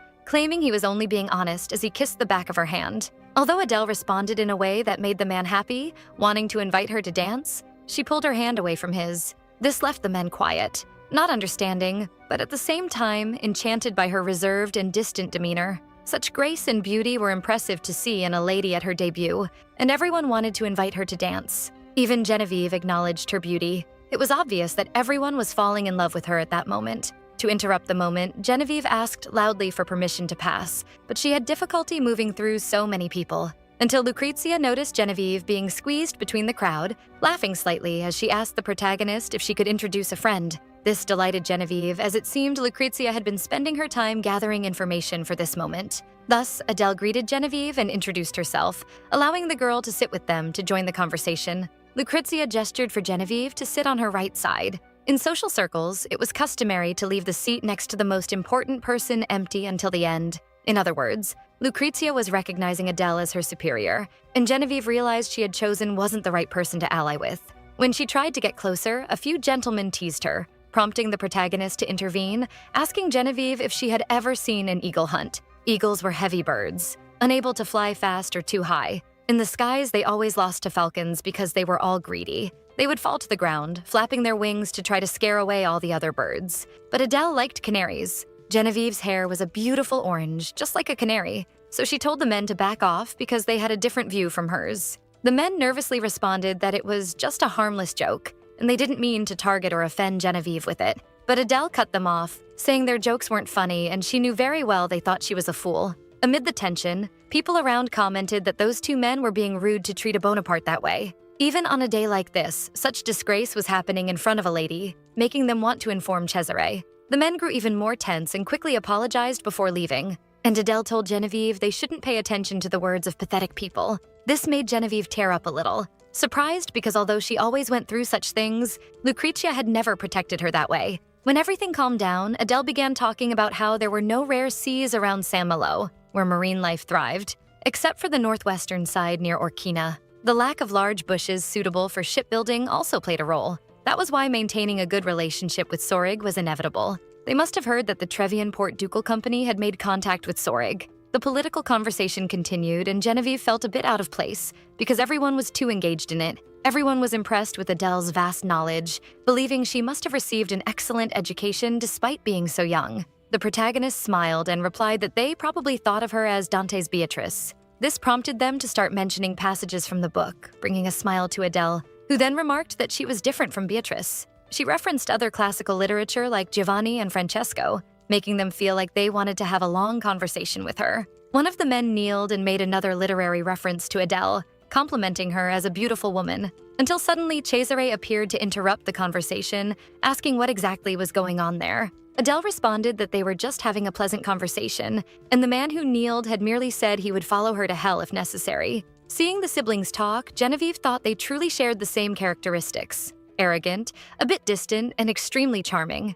Cesare laughed, saying the man before him couldn't even offer a ship, yet claimed he would follow him to hell. To think he would witness such seduction on his birthday. Laughing, Adele said that if he kept threatening others, no one would be able to talk to her again. Cesare continued, stating that maybe he just needed to take care of her himself with his own hands. Then he led her to dance, making Genevieve continue to think that even though they were just standing there, she was captivated by them. But she was caught by surprise because for some reason, Cesare seemed a little angry as he took her to dance. While they danced, Adele asked if her brother was feeling unwell, and he replied that she should stop with that annoying tone. There was no need to pretend. The protagonist kept her fake smile, saying that hurt her feelings, which was precisely his intention. When she said she would accept being hurt if it was his will, Cesare made a bold move in the dance. He asked what she would do if he went to her bed. Could she at least promise not to cry like she did last time? After a moment of surprise, Adele smiled and responded that she would welcome her brother with joy. This frustratingly reminded him of their waltz lessons, even though he had told Adele to act like his younger sister. Things were going too far, but the people around them were all impressed, thinking they made a beautiful pair of siblings. The protagonist asked if Ezra hadn't arrived yet because she thought Cesare was going to introduce them, which made him question why she was bringing up his name now. She explained that she hoped he hadn't forgotten the arranged engagement with the Del Valle family, which only enraged him even more. It was then that Ezra Del Valle's arrival at the hall was announced, and he approached the couple dancing in the middle of the ballroom. Ezra asked if she was Adelaide Bonaparte, making her avert her gaze toward the man behind Cesare. With light hair and violet eyes, she notices the slightly annoyed reaction of the Duke, who refuses to turn and face Ezra. Still, the guy doesn't seem to get the hint and moves closer to the Duke's back, asking for permission. The protagonist, realizing the situation, quietly tells Duke Cesare that he should escort her outside. He quickly starts doing so, but before they leave the banquet, Cesare says that Adelaide did a good job and lets go of her hand, stepping away. Lucrezia, observing the entire situation, asked Ginevra if she has ever, by any chance, seen the Duke make a mistake during a dance. Not understanding the question, Miss Ginevra simply answers that she never has since he's very talented. But of course, our stalker had already noticed it, saying that he wavered for a moment, and she only noticed it because she loves him so much and is always watching. She then asks her friend why he acted that way, which gives poor Ginevra chills standing next to this unbalanced girl. Ginevra asks Lucrezia to calm down, as sometimes his sister might have said something that caught him by surprise, so the young lady shouldn't put too much meaning into it. Besides, soon Adelaide will become part of Lucrezia's family. That fills Lucrezia's eyes with hope again, remembering that Adelaide will marry her brother. With the last carriages leaving, the butler comments that it took until 4 in the morning for the banquet to finally end and says that the Duke did an excellent job. Cesare asks what the guests' comments were, and the butler replies that everyone seemed very pleased with the vases they received as gifts. Then, turning to another servant, the Duke asks if he has already prepared everything for the cavalcade, to which the servant proudly answers that everything was arranged with great care, adding that the young lady's debut was perfect, and that now the Duke should take the opportunity to rest. Unable to hold himself, the servant also comments that the Duke should take care of his health, since the social season will begin tomorrow, and as he is the most sought-after young man. But before he can finish the sentence, he immediately gets a blow to the head. Bonaparte simply tells him to take care of the rest and to report anything urgent to him. Finally leaving, before he goes, the servant calls him again to wish him a happy birthday, which the Duke doesn't respond to. But when he turns around, a slight smile can be seen on his face. Remembering the words that the young lady's debut was perfect, the Duke feels satisfied, since that girl who used to clean shoes really did her job well. Over the last 3 months, Adele Vivi had done an excellent job in the role of a young lady, as the secret daughter of the Bonaparte family and his beloved sister. Apparently, she had visited him in his office several times and had started to copy some of his mannerisms in the most natural way possible. She even asked him to buy her some jewelry, just like a real sister would. Every time he bought what she wanted, her face would blush while admiring the jewel. Sometimes the Duke noticed that her expression was so genuine that he got confused, wondering if she was really opening up to him. But then, with the words of the maid who takes care of his sister, saying that she didn't even touch any of the jewelry that was given to her, and didn't seem to show any interest in them, leaving all the arrangement of accessories and dresses to the maid, the Duke laughs, thinking how stubborn that girl is. Because of that, he forced himself to continually torment her, calling her just a girl who cleans shoes, that she is nothing without him, that even though she is nothing, she is still very proud. Normally, most people would get angry hearing all that, but the only thing Adelaide said was that he was too rough. He wonders where that woman who once pointed a pair of scissors at him had gone. It's as if she disappeared after that initiation night at the club, along with her tears. As the Duke lights a cigar, he thinks about how irritating this is. Yet he still doesn't understand why he feels this way. Annoyed, he decides he doesn't need to know why he feels like that, since the plan is already set, and he'll continue with it. At that moment, he ends up finding Adelaide in her nightgown in the middle of the forest. She's standing still, admiring a flower. Without noticing the Duke's presence, she sits on a chair and begins to sing a song, until he interrupts her, calling her name. Nervous, she stands up and ends up hitting the chair against her heel, making it fall to the ground. The Duke approaches, asking if she's all right, but Adelaide can only ask what he's doing there. Helping her up, he says he was just passing by when he found her and wondered what she was doing. Adelaide explains that she was just sitting for a moment after walking. Looking at that chair, the Duke realizes that it must have hurt that piece of wood quite a bit when it hit her heel. But looking at Adelaide, she only has a smile on her face, asking if he shouldn't be resting since he must be very tired. Being sarcastic, he asks if she's worried about him. Still in her role as a sister, Adelaide answers that of course she is, since as his sister, it's only natural for her to care about him. The Duke notices that this act of hers makes her seem completely emotionless. Tired of it, he just sits on the chair while Adelaide asks if she should leave him alone to rest.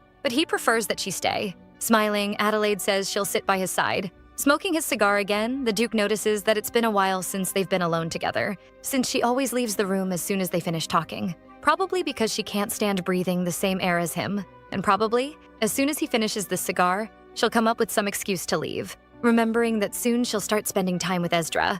Bonaparte stares at her while thinking this, but Adelaide just stays quiet, looking at him. At that moment, the Duke wonders what exactly he wants from this shoe-cleaning woman. Finally, breaking the silence, he decides to ask why she hates him, but Adelaide answers with a smile, saying that she likes her brother very much. Annoyed, the Duke just tells her to stop acting and be the shoe cleaner that she is. Feigning innocence, Adelaide only asks, "What do you mean, shoe cleaner?" And the Duke realizes that her acting is so good that anyone would be fooled. Ignoring the act, he asks again why she hates him, but Adelaide won't break character and keeps saying she likes her brother very much. He then asks again if she likes him, to which Adelaide replies that she likes him from the bottom of her heart. Throwing his cigar to the ground, the Duke stands and brings his face close to Adelaide's, asking if she likes him even when he does this, getting closer and closer, as if he were about to kiss her. Adelaide stares at him for a moment, and for a fraction of a second, she shows an irritated look, but quickly returns to character and, placing her hands around his neck, says,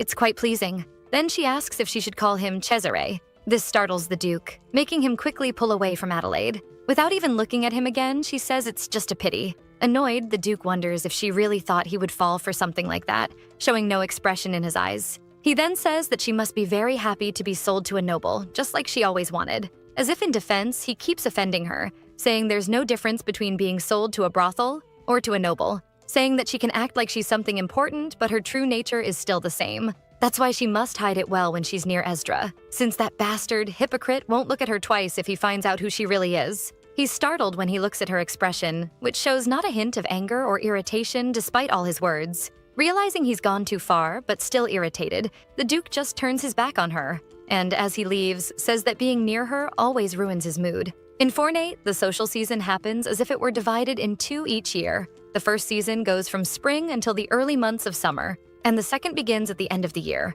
in winter, lasting until around the start of the following year. Thus, every year, Cesare announces the start of the winter social season with a banquet celebrating his birthday. After that, the Bonaparte household usually hosts the cavalcade. Some fireworks start going off, and the guard apologizes to the Duke, saying he didn't expect it to be a problem. The horse panics with Lady Adelaide on top, but the guard can't do anything about the young lady's riding skills. Adelaide feels a bit uneasy because being on a horse is quite high up. And since she was from Gomorrah, she obviously had never ridden a horse before. So she asks the Duke what he thinks about her riding with someone, since the roads can't fit a carriage and she doesn't want to miss the social season. So perhaps it would be better for Mr. Eager to go with her on the horse. Looking slightly annoyed, the Duke just agrees, saying there won't be any problems. On the way, Adelaide comments that she's glad she doesn't have to swim since it's not summer. Eager asks if the young lady never learned how to swim. Adelaide says that actually she does know how and used to swim a lot in rivers. However, the sea scares her a little. The guard comments that there are no sharks on the coast, so she has nothing to worry about.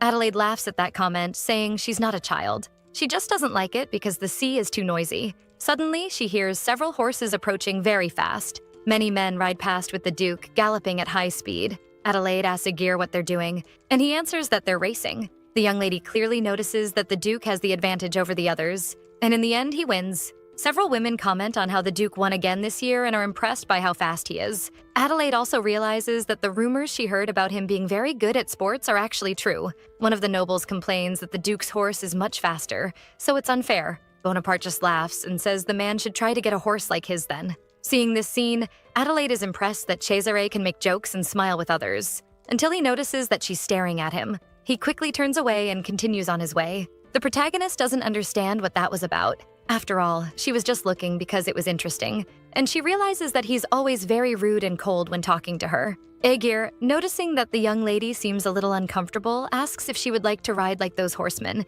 saying that he's confident in his riding skills. Realizing he's trying to comfort her, Adelaide smiles and asks if he's confident enough to beat her brother. Hesitating for a minute, Aegir replies that maybe that's not possible, but as a way to impress her, he makes the horse rise up and then starts galloping. Enjoying that sensation, Adelaide says she'll bet on him in the next race and asks him to make sure her brother drops a few positions, to which Aegir agrees with a smile. As they approach a city, Aegir explains that they're almost there, and that's where the young lady will spend the social season, which Adelaide finds magnificent. Finally, they arrive at the Estalone resort and are welcomed by the Duke and Lady Lucrezia. The two greet each other, and Lucrezia says she's been looking forward to Adelaide's arrival, commenting that there are several walking trails nearby. She and the other ladies were just about to go for a stroll and invite Adelaide to join, saying she already asked her brother for permission. The jealous one can't help himself when he sees the two on the horse together, but he just turns away and tells her to ask a pony for instructions. Meanwhile, Lucrezia asks her to leave the horse there and meet them at St. Lucia Square in half an hour. Eponine says she'll explain everything the young lady needs to know while brushing her hair. The social season began today, and since Adelaide has just debuted, she'll meet several notable figures of high society. Fortnite is extremely exclusive, so everyone will be a bit wary of Adelaide, as she was introduced to society later. They are known as those who grew up hearing the bells of the same tower. In other words, a very close-knit group with their own private circle. The mother of Master Bonaparte, Duchess Katerina, was condemned to ostracism simply for being from Orkanina. Adelaide asks if the Duchess wasn't part of the royal family of Orkanina. Epony says that's true, but either way, she was still considered an outsider to them. That's why everyone doubted her talents. Thus, they'll surely test Adelaide to see if she truly shares the Duke's blood. Finishing dressing her up, Epony tells the young lady to do her best and show who she really is, which makes Adelaide feel confident. Later, the young ladies are walking along the beach, commenting on how splendid the day is. One of them, changing the subject, remarks that horseback riding doesn't seem to be Miss Adelaide's strong suit, since they saw her struggling a bit earlier. However, it's a pity the roads in Fornate aren't suitable for carriages. Adelaide realizes they've already started with their teasing and questioning about her lineage. So wisely, she replies that she doesn't get along very well with her horse. However, thanks to that, she says she was able to see how difficult it is for those who don't even have the option to ride. She adds that if she tells this to her brother, he'll implement new policies to improve the roads of Fornate. The young ladies, caught off guard by that answer, just laugh and say that's good news. Then they decide to change the subject, asking about her relationship with her brother. Wouldn't it be strange since they spent so much of their lives apart? But Adelaide was prepared and answers that her brother has always been very kind and generous to her. That's why she never felt uncomfortable around him, saying that probably blood is thicker than water, showing everyone the ring she received from him. One of the young ladies, noticing the ring, comments that it's one that was on display in Biaccio's boutique window. The protagonist, already expecting that reaction, confirms it, saying that the young lady is really very up to date with the latest trends. The young lady then asks if, by any chance, Adelaide also bought the blue diamond that was there 2 weeks ago, but the protagonist only replies that she doesn't remember and would have to check her jewelry box, leaving everyone impressed since she doesn't even remember which jewels she owns. Embarrassed, one of them comments that the young lady must have many fine jewels, and Adelaide says she only wears those that are up to her standards, leaving her speechless. Lucrezia finally decides to interrupt, saying to the young ladies that she's glad they're being so friendly with Adelaide, but they need to let her breathe a little and stop with so many questions. A while later, playing near the water, Lucrezia calls Adelaide, commenting that the lighthouse east of the beach is one of Ador's most famous tourist spots, and she'd love to show it to her.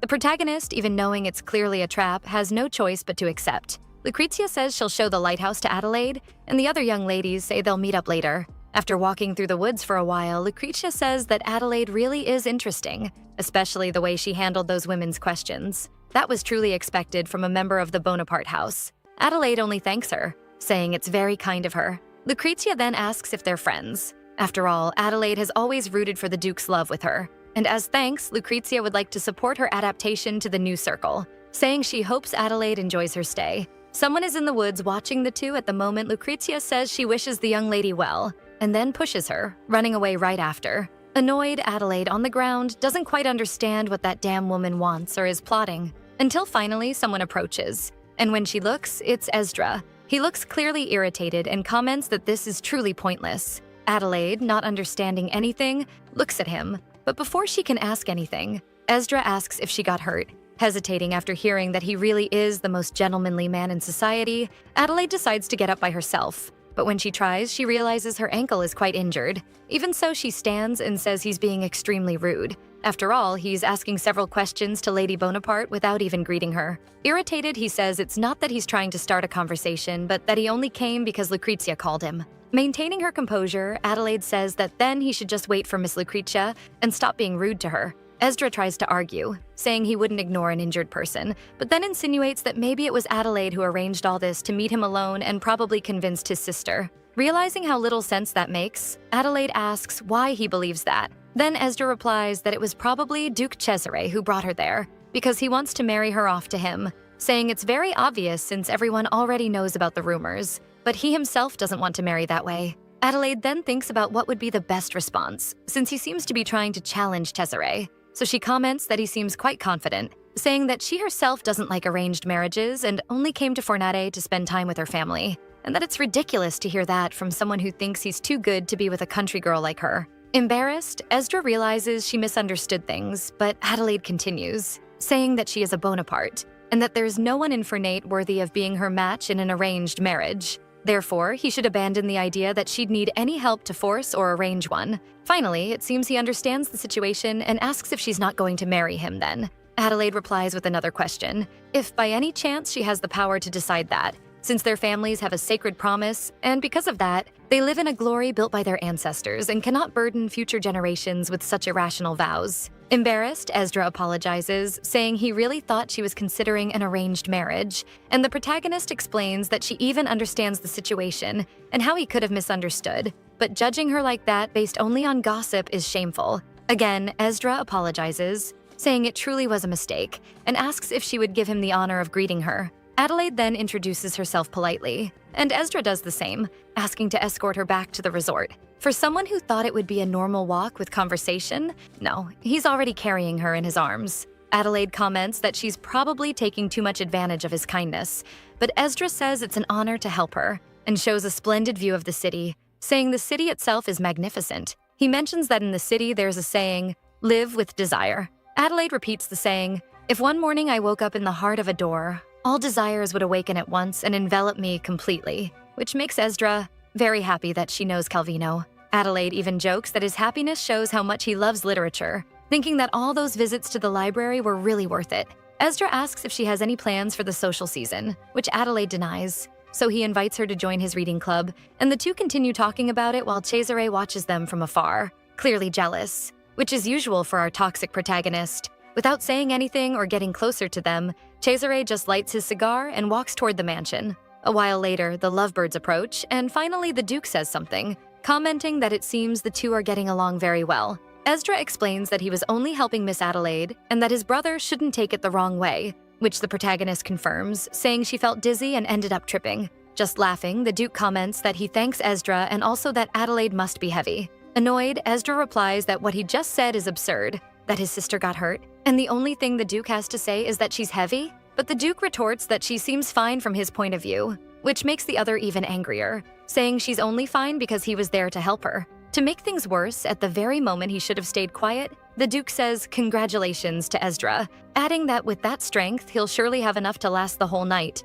leaving the poor guy completely embarrassed and irritated. With good reason, right? Then he asks why the Duke always behaves that way, always insulting others. Pretending not to care, the Duke asks if Ezra by any chance is interested in him, since he knows him so well, which only makes things worse, leaving Ezra even more furious, even saying he despises the Duke. Adelaide is just watching everything silently, until finally the Duke says it's truly pleasant talking to him, but maybe he should take care of his sister at that exact moment. Ezra then remembers he's been carrying Adelaide in his arms all this time and apologizes, saying her injury should be the priority. The protagonist thanks him for bringing her there, and also comments that their conversation was very pleasant. Ezra is happy and says he looks forward to seeing her again and continuing their talk. The situation makes the Duke even more irritated, and he comments that he can't stand seeing that guy flirting with his sister. Sometime later, in the office, the doctor is already examining Adelaide's ankle while the Duke is smoking one cigar after another, filling the room with smoke. It seems he finally realizes it and puts out the cigar,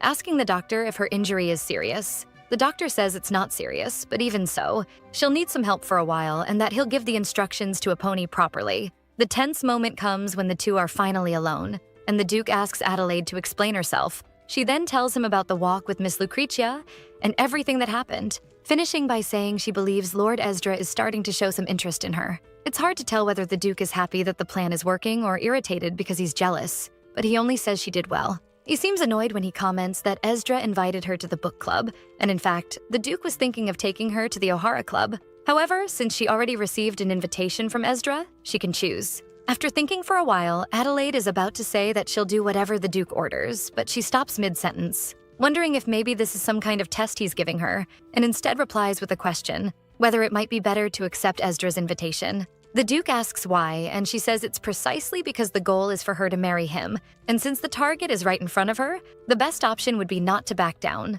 The Duke then tells her to go ahead, and Adelaide wonders if she made the right choice. He comments that Ezra will come to pick her up tomorrow, so she should be ready. When the protagonist asks if he'll really show up tomorrow, the Duke asks if she hadn't mentioned that she enjoyed their conversation, which Adelaide agrees with. And again, with his problem of not saying what he truly feels, Cesare says that Ezra is as much of an idiot as a shoeshine boy, so of course the two would get along well, telling her to leave. The next day, the little puppy comes all happy to see Miss Adelaide and even apologizes for showing up unannounced, saying it would be nice if she joined the club. Adelaide then replies that there's no need to apologize since she was also interested in joining. Hearing that, Ezra says that actually, the club was just an excuse, and he came because he was worried about Adelaide. The protagonist is surprised, as she didn't know Lord Ezra could be so straightforward. A bit shy, he even says he dressed up for the occasion, which makes the protagonist laugh at the situation. The guard Egger appears, saying that he'll accompany the young lady during the social event since she now needs someone to help her walk. The look Ezra gives Egger is a bit strange. There's probably some story between them we don't know yet. He just turns his face away and says he understands. And so they go on horseback, Ezra in front and Adelaide and Egger behind. Ezra asks if Adelaide is treated well by Duke Bonaparte, to which she agrees, saying her brother is very kind, that sometimes he can even be a bit too direct, but he's friendly and quite shy, which makes Ezra a little suspicious. shy. How? But Adelaide knows how to handle the situation and asks if it's because they don't seem close, which makes Ezra back down, saying he was just worried. But she makes a point of saying that just yesterday, when the doctor was treating her ankle, he was extremely concerned about her. And when she says that, Ezra is shocked to learn that she was treated in the Duke's room, which leaves the protagonist confused, wondering if she said something wrong. Then she remembers Lucrezia's words, questioning how an unmarried woman had cared for the Duke in his room, alone. Maybe Ezra thought the same thing, but she prefers not to go deeper into the subject. And he, realizing she's uncomfortable, asks her to forget what he said, and that if she needs any help, she can ask. When they arrive at the place, Adelaide comments that she's never attended social events, so she feels a bit lost. And of course, Ezra encourages her, saying she'll be fine. As soon as they arrive, the place is quite lively, and everyone looks at them, commenting that Miss Adelaide Bonaparte has arrived, and some even ask if Ezra is her escort. However, as he gets a bit closer, Ginevra spots Adelaide and becomes super excited. The protagonist then says she'll greet someone she knows, stepping away from Ezra for a moment. She greets Ginevra, who gets very excited that Adelaide remembers her. And to make the girl even happier, the protagonist says they became friends that day, asking if she could join her at her table. Of course, she accepts and even invites Ezra to sit with them. During the club meeting, people talk a lot about various aspects of literature, and Adelaide just observes all the conversation, realizing they're going much deeper into literature than she imagined. And it definitely helps her learn more than just visiting the library. Even so, the environment is full of people who are true experts on the subject, like professors, poets, and scholars. And she knows that if she says even the slightest wrong thing, she doesn't even want to imagine what their reaction would be. One of the men asks the protagonist who her favorite author is, since at her debutante ball, she seemed very interested in Boccaccio. With all class, Adelaide replies that, yes, that's right. Besides Petrarch, since one can't talk about Centenary literature without mentioning them. And she also gives her suitor a little push, saying she also really likes Calvino, just like Lord Ezra. Smiling, he's happy to know that she has tastes similar to his. At that moment, he starts talking nonstop about his favorite author,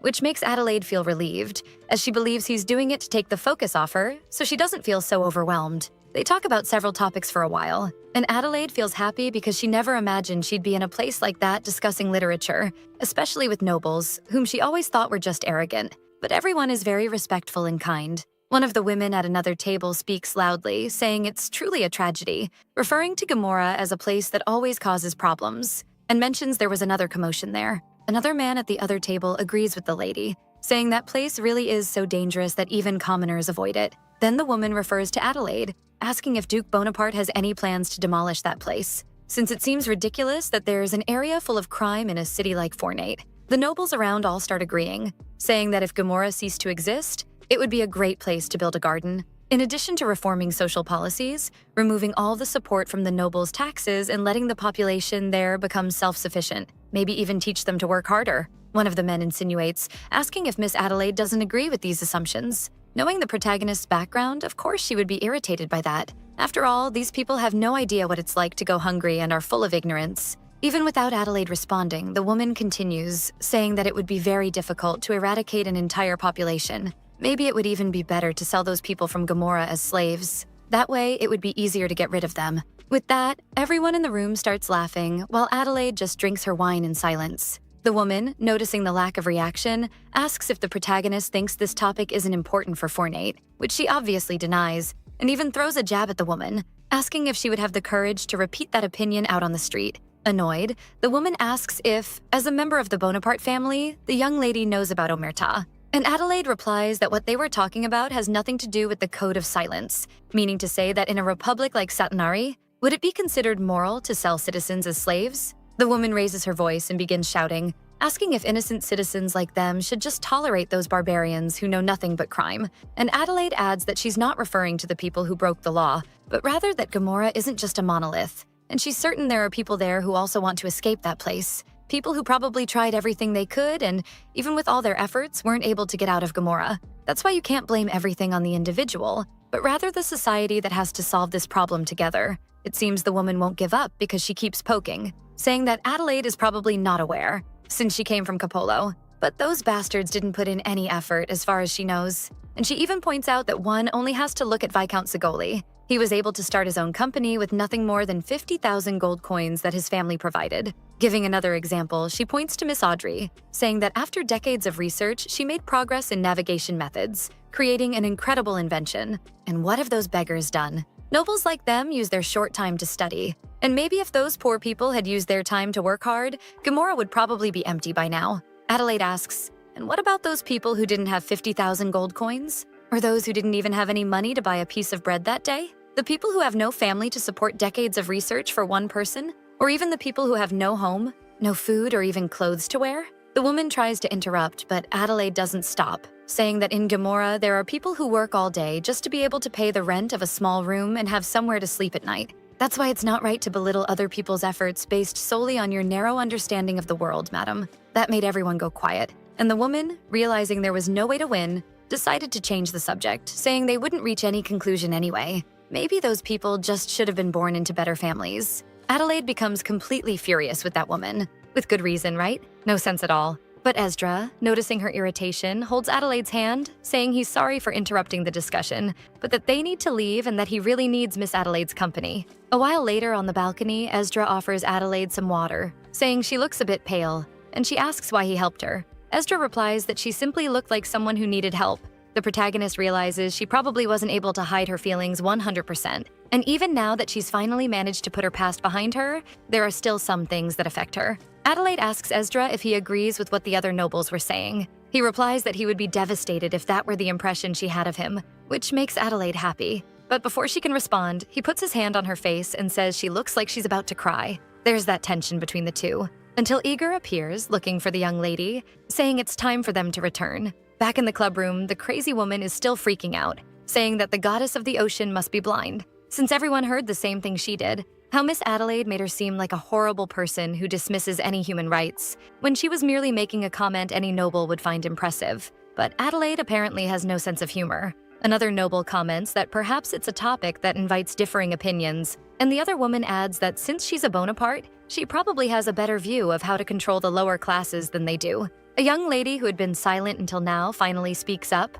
saying that Adelaide seems to have a peculiar side no one had noticed. When the others ask why she says that, the young lady explains with an example, saying it's like two knights who have challenged each other to a duel to protect their honor. Then she asks Lord Bruno what he thinks about that situation. The man replies that a duel between two nobles wouldn't make sense, because no one would take part in such a barbaric tradition. The woman says that's exactly the point. In high society, there truly is a tradition where nobles duel for a young lady's honor. However, that's no longer commonly practiced, and this kind of custom is only seen in books, implying that Adelaide, since she entered high society later, has no understanding of its customs and only knows what she's read in books. And one of the nobles, understanding her meaning, asks the young lady what she thinks Miss Adelaide would say about the hypothetical situation she described, and the girl answers that she would probably root for the noble who was fighting for her. That leaves everyone irritated, because even though she was born in the countryside, how could she be so naive? The crazy woman, seeing the opportunity, says that blood really is important,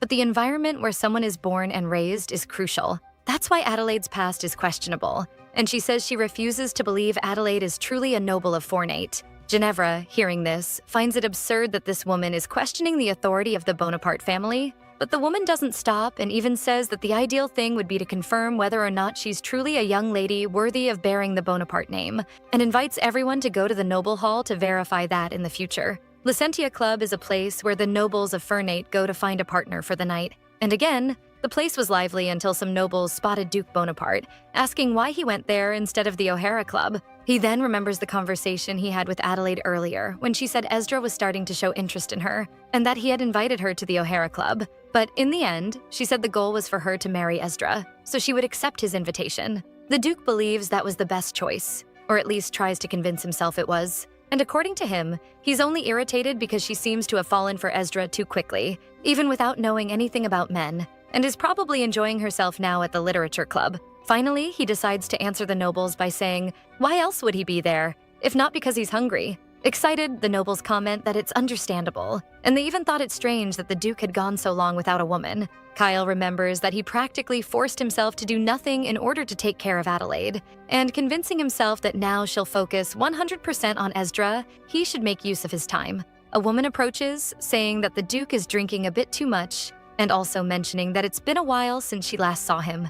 This is Carlotta, the youngest daughter of the Duke of Ivrea. Seeing that the Duke doesn't respond, Carlotta gets closer, and noticing the redness in his face, asks if he's drunk, saying he should get some rest and gives him a kiss on the cheek. Automatically, he turns his face away and wonders why he's turning away, since he came there precisely for that. And maybe if he eases the situation a little, he won't overreact so much with Adelaide anymore. So he accepts Carlotta's invitation, and the two go to the bedroom. The girl is all in, saying that no one is better than him at this, but the Duke doesn't seem very interested. She then asks why he's so unenthusiastic. Regardless, she pushes him onto the bed and says she'll have to take the initiative tonight. He doesn't know if it's because of the alcohol or if it's his mind playing tricks on him, but looking at Carlotta, he can only see Adelaide. Carlotta even gets excited because it seems like he's finally showing some kind of reaction, and she gets closer to him. But our love-struck Duke is just imagining Adele Vivi, thinking that he knew this would happen. He knew she would want him. Poor Carlotta has no idea what's going through his head and feels happy that he smiled,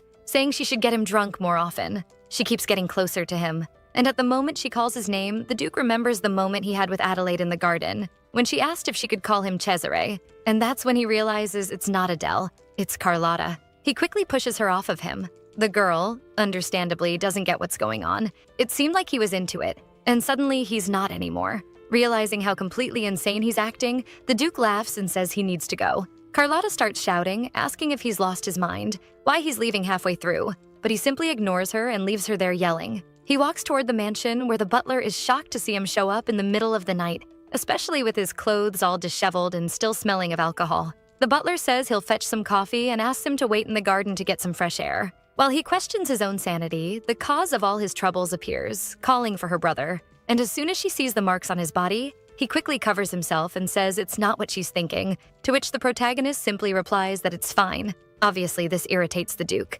since she could at least pretend to believe him. Adelaide says she shouldn't interfere in his private life and adds that she must be making him uncomfortable, so she'll leave. But when he sees the cane she's using to walk, he tells her they should sit down for a moment, and as soon as the butler returns, he'll ask him to help Adele back to the mansion. There's silence for a while until finally the Duke asks why she went out in the middle of the night if her ankle is still healing. Besides, she doesn't seem well either. Adelaide is surprised because it always feels like the Duke can see through her mask, or maybe she just hasn't been able to control her emotions since that afternoon at the literature club. The Duke asks if it's a problem with Esdra, but she says no, since he helped her. Then the Duke asks what happened, for her to tell him. And finally, the protagonist says that the subject of Gamora came up in a conversation. The nobles talked about the revolts that have been happening recently, and she remembers all the insults she heard from them about Gamora's population and how malicious they were, even suggesting turning all those people into slaves. But she only says that what they said upset her, so she couldn't hide it and ended up responding to the nobles more harshly. The Duke stays silent for a minute and then asks if that's all,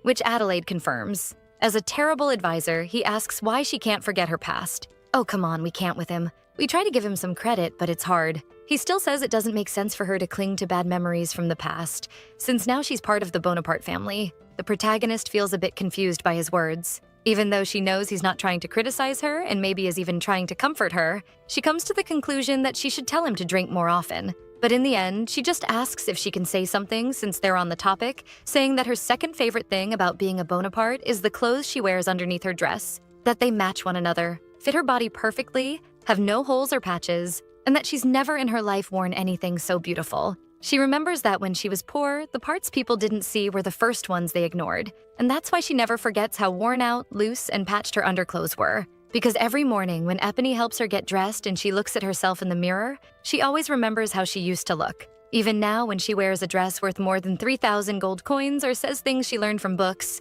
a simple joke from a noblewoman quickly brings her back to Gamora, and that makes her question how she'll ever manage to become a perfect daughter of the Bonaparte family. And it makes her think that maybe the Duke's plan is much harder to achieve than she imagined. Seeing that Adelaide is still upset, the Duke says he might ask Egger to tell him exactly what happened, which the protagonist agrees to. Then he asks if Esdra helped her. Thinking carefully about what to say, Adelaide decides not to tell him all the details about her and Esdra, and simply answers that yes, he helped her. The Duke tells her not to open her heart 100% to Esdra, and Adelaide assures him that someone who is drowning doesn't have the luxury of choosing to do that, just like she did when she took the Duke's hand that day he made his offer. The next morning, Adelaide apologizes for having called Ginevra so suddenly, saying that maybe it would have been more appropriate if she had planned it beforehand. But Miss Ginevra says it's fine, since she was very happy to be invited. However, as Ginevra looks at Adelaide, she can't stop thinking about what those nobles had said earlier, that Adelaide didn't seem like a noble. After all All high-ranking nobles always expect others to adapt to their schedule, not the other way around. She wonders that even if Adelaide had lived in the countryside, if she hadn't lived as a commoner, she should know these things. Adelaide interrupts Ginevra's thoughts by calling her to follow her. Together, they arrive at the guest reception room for honored visitors at the resort. Ginevra is completely impressed because the place seems even bigger than the Duval mansion. Adelaide says she made sure they wouldn't be interrupted today, so Ginevra could feel comfortable. Ringing a small bell, Adelaide asks for the meal to be served, and several attendants enter carrying a huge banquet and many dishes. The butler asks if Ginevra would like something to drink, and while he serves her, she comments that she feels very special. Adelaide tells her she can visit anytime she wants, saying that the cook at the Bonaparte mansion is very talented, which leaves Ginevra shocked since she never imagined she'd be invited to the Bonaparte mansion, and of course she agrees, all excited. Noticing Adelaide's injured ankle, Ginevra asks if that wound was Lucrezia's fault. And seeing that Adelaide doesn't respond, she apologizes if she asked something uncomfortable,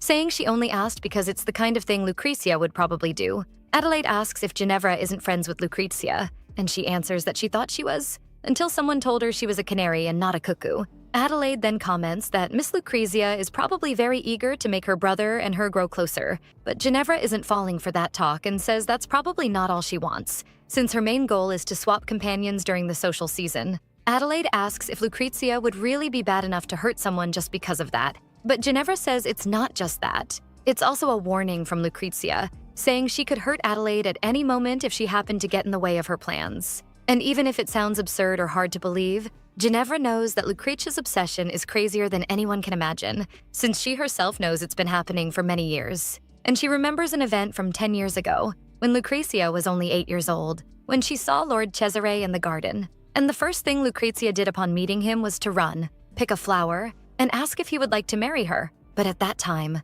the Duke's answer was that he didn't need anyone who wasn't useful to the Bonaparte house, leaving little Lucrezia disappointed and alone there in the garden. That makes Adelaide question what kind of logic the nobility has. Only being able to be with someone who is useful? Ginevra continues saying that this is how their story began. And since that day, Lucrezia began studying everything she could about a region called Soruk. It even seemed like she knew that one day the Estalone company would reach Soruk. And so, she never stopped studying and ended up being one of the best in college because of it. Other scholars also praised her for her knowledge of the art and culture of Soruk. Even the Duke ended up having to ask for her help for the sake of the Estalone company, and that's why he couldn't completely reject Lucrezia, even though she's quite annoying. The protagonist realizes that Lucrezia made the Duke dependent on her through her sheer willpower and hard work. And because of that story, Adelaide's plan to keep her enemy close might have been wrong. Ginevra continues saying there's one more thing Adelaide needs to know about Lucrezia. She'll probably soon receive an invitation to the Salon Genoble, since that woman from the literature club who argued with Adelaide still seems upset about the situation and is probably plotting to humiliate Adelaide in public. Knowing this, the protagonist asks if Ginevra can tell her more about the Duchess of Genoble, what she likes, what her hobbies are, things like that. Ginevra explains that the Duchess really likes betting, especially making wagers with interesting prizes, and that she owns and manages a casino. While the two discuss the situation, elsewhere, the Duchess herself is talking with Lucrezia, asking if she has any requests to make. A few days ago, Lucrezia found out that Duke Bonaparte and Carlotta Ivrea were seen going into a room, but what was strange was that he left the room shortly afterward. She asks where he went after that, and the guard answers that he went back to his resort, which makes Lucrezia intrigued. He left Carlotta alone and returned to the resort by himself. But why? Then she starts wondering if it could be the suspicion she's always had, that he went back because of Adelaide, because she was waiting for him at the resort, wondering if he's fallen in love with that wretched woman. And that's why she decided to meet with the Duchess of Genoble. During the conversation, the Duchess explains that Miss Ravenna also mentioned something like that, wanting Miss Adelaide to be invited to the noble salon. But apparently, Lucrezia also has an interest in Miss Adelaide, asking what she'd like to happen. Pretending to be innocent, Lucrezia says she doesn't have the power to decide something like that. And the Duchess, who isn't slow or stupid, asks if she should lend Lucrezia a hand, saying she enjoys teaching young, beautiful noblewomen a lesson, but obviously won't help her without a reason. Lucrezia, already knowing that was the plan, pulls an envelope from her pocket, saying she wouldn't come empty-handed and brought a gift she knows will please the Duchess. She says she knows some craftsmen from Soruk who are living and hiding in Satanari, and that she'll introduce them to the Duchess, which makes the Duchess very excited, since contacting these people is practically impossible, even when you try offering a lot of money, because of the monopoly the Bonapartes have. She had even planned to ignore Lucrezia's request, but with this gift, there's no way she can. Lucrezia says she promises, in the name of the sea goddess, that she'll keep her word, and so they seal the deal. Sometime later at the event, everyone is shocked when Carlotta slaps Duke Bonaparte right across the face, asking what that was about a few days ago. People start wondering what exactly happened and whether the two are arguing again like in the old days. Still angry, Carlotta says loud enough for everyone to hear that the Duke ran away before they could do anything. And now he has the nerve to show up at the same party as her. At that moment, Adelaide realizes that it was probably this woman the Duke had been with the other night. Annoyed, the Duke wipes his face and says that he simply wasn't attracted to that dull face of hers. And he even asks if that's really his fault. Carlotta becomes even more irritated and embarrassed, obviously, because he's saying that in front of everyone, telling him that if he's going to stoop that low, he should at least be respectful. She also says he's not the only rich man in the region. In the middle of the argument, Adelaide notices a door opening. It's Ezra, confused, wanting to know what's going on. And at that moment, he comes face to face with Adelaide. Even so, Carlotta yells that she would very much like an apology. The Duke, realizing there's nothing else he can do, asks what exactly she wants. Strangely, what she suggests is that he play with her. The four of them sit at the table to play some kind of card game, and Ezra even teases him, saying the Duke has quite the swelling on his cheek. Obviously, Cesare doesn't let that go and says it's a medal of honor for a man who already has everything. Carlotta snaps back, saying he should let her slap his other cheek then. To which the Duke replies, wasn't one slap he didn't even deserve already enough? And the three keep throwing insults and snide remarks at each other during the game while Adelaide is trying to understand the situation and why Carlotta wants to play poker as an excuse for the Duke. Everyone starts making high bets, and Adelaide sees the stakes are too high and decides to leave. As soon as the Duke shows his hand, Adelaide notices he had a great hand and might win this one. But to her surprise, Ezra had better cards. And Carlotta seems happy about it. Apparently, every time the Duke has something, Ezra has something even better. And it goes on for several rounds. He even jokes that maybe the goddess is smiling upon him today, which makes Cesare angry, saying that Ezra is probably cheating. After all, how could he win every round? Adelaide wonders if maybe Cesare is just bad at poker, and as if reading her mind, the dealer says that actually the Duke has terrible luck, not only with cards, but with anything involving gambling, drawing lots, or dice. He always loses when it's something related to luck. Noticing that Carlotta is having a great time watching him lose, the Duke comments that it seems she's no longer upset, and she says that since she saw him being humiliated by Ezra, maybe now she'll let that situation go.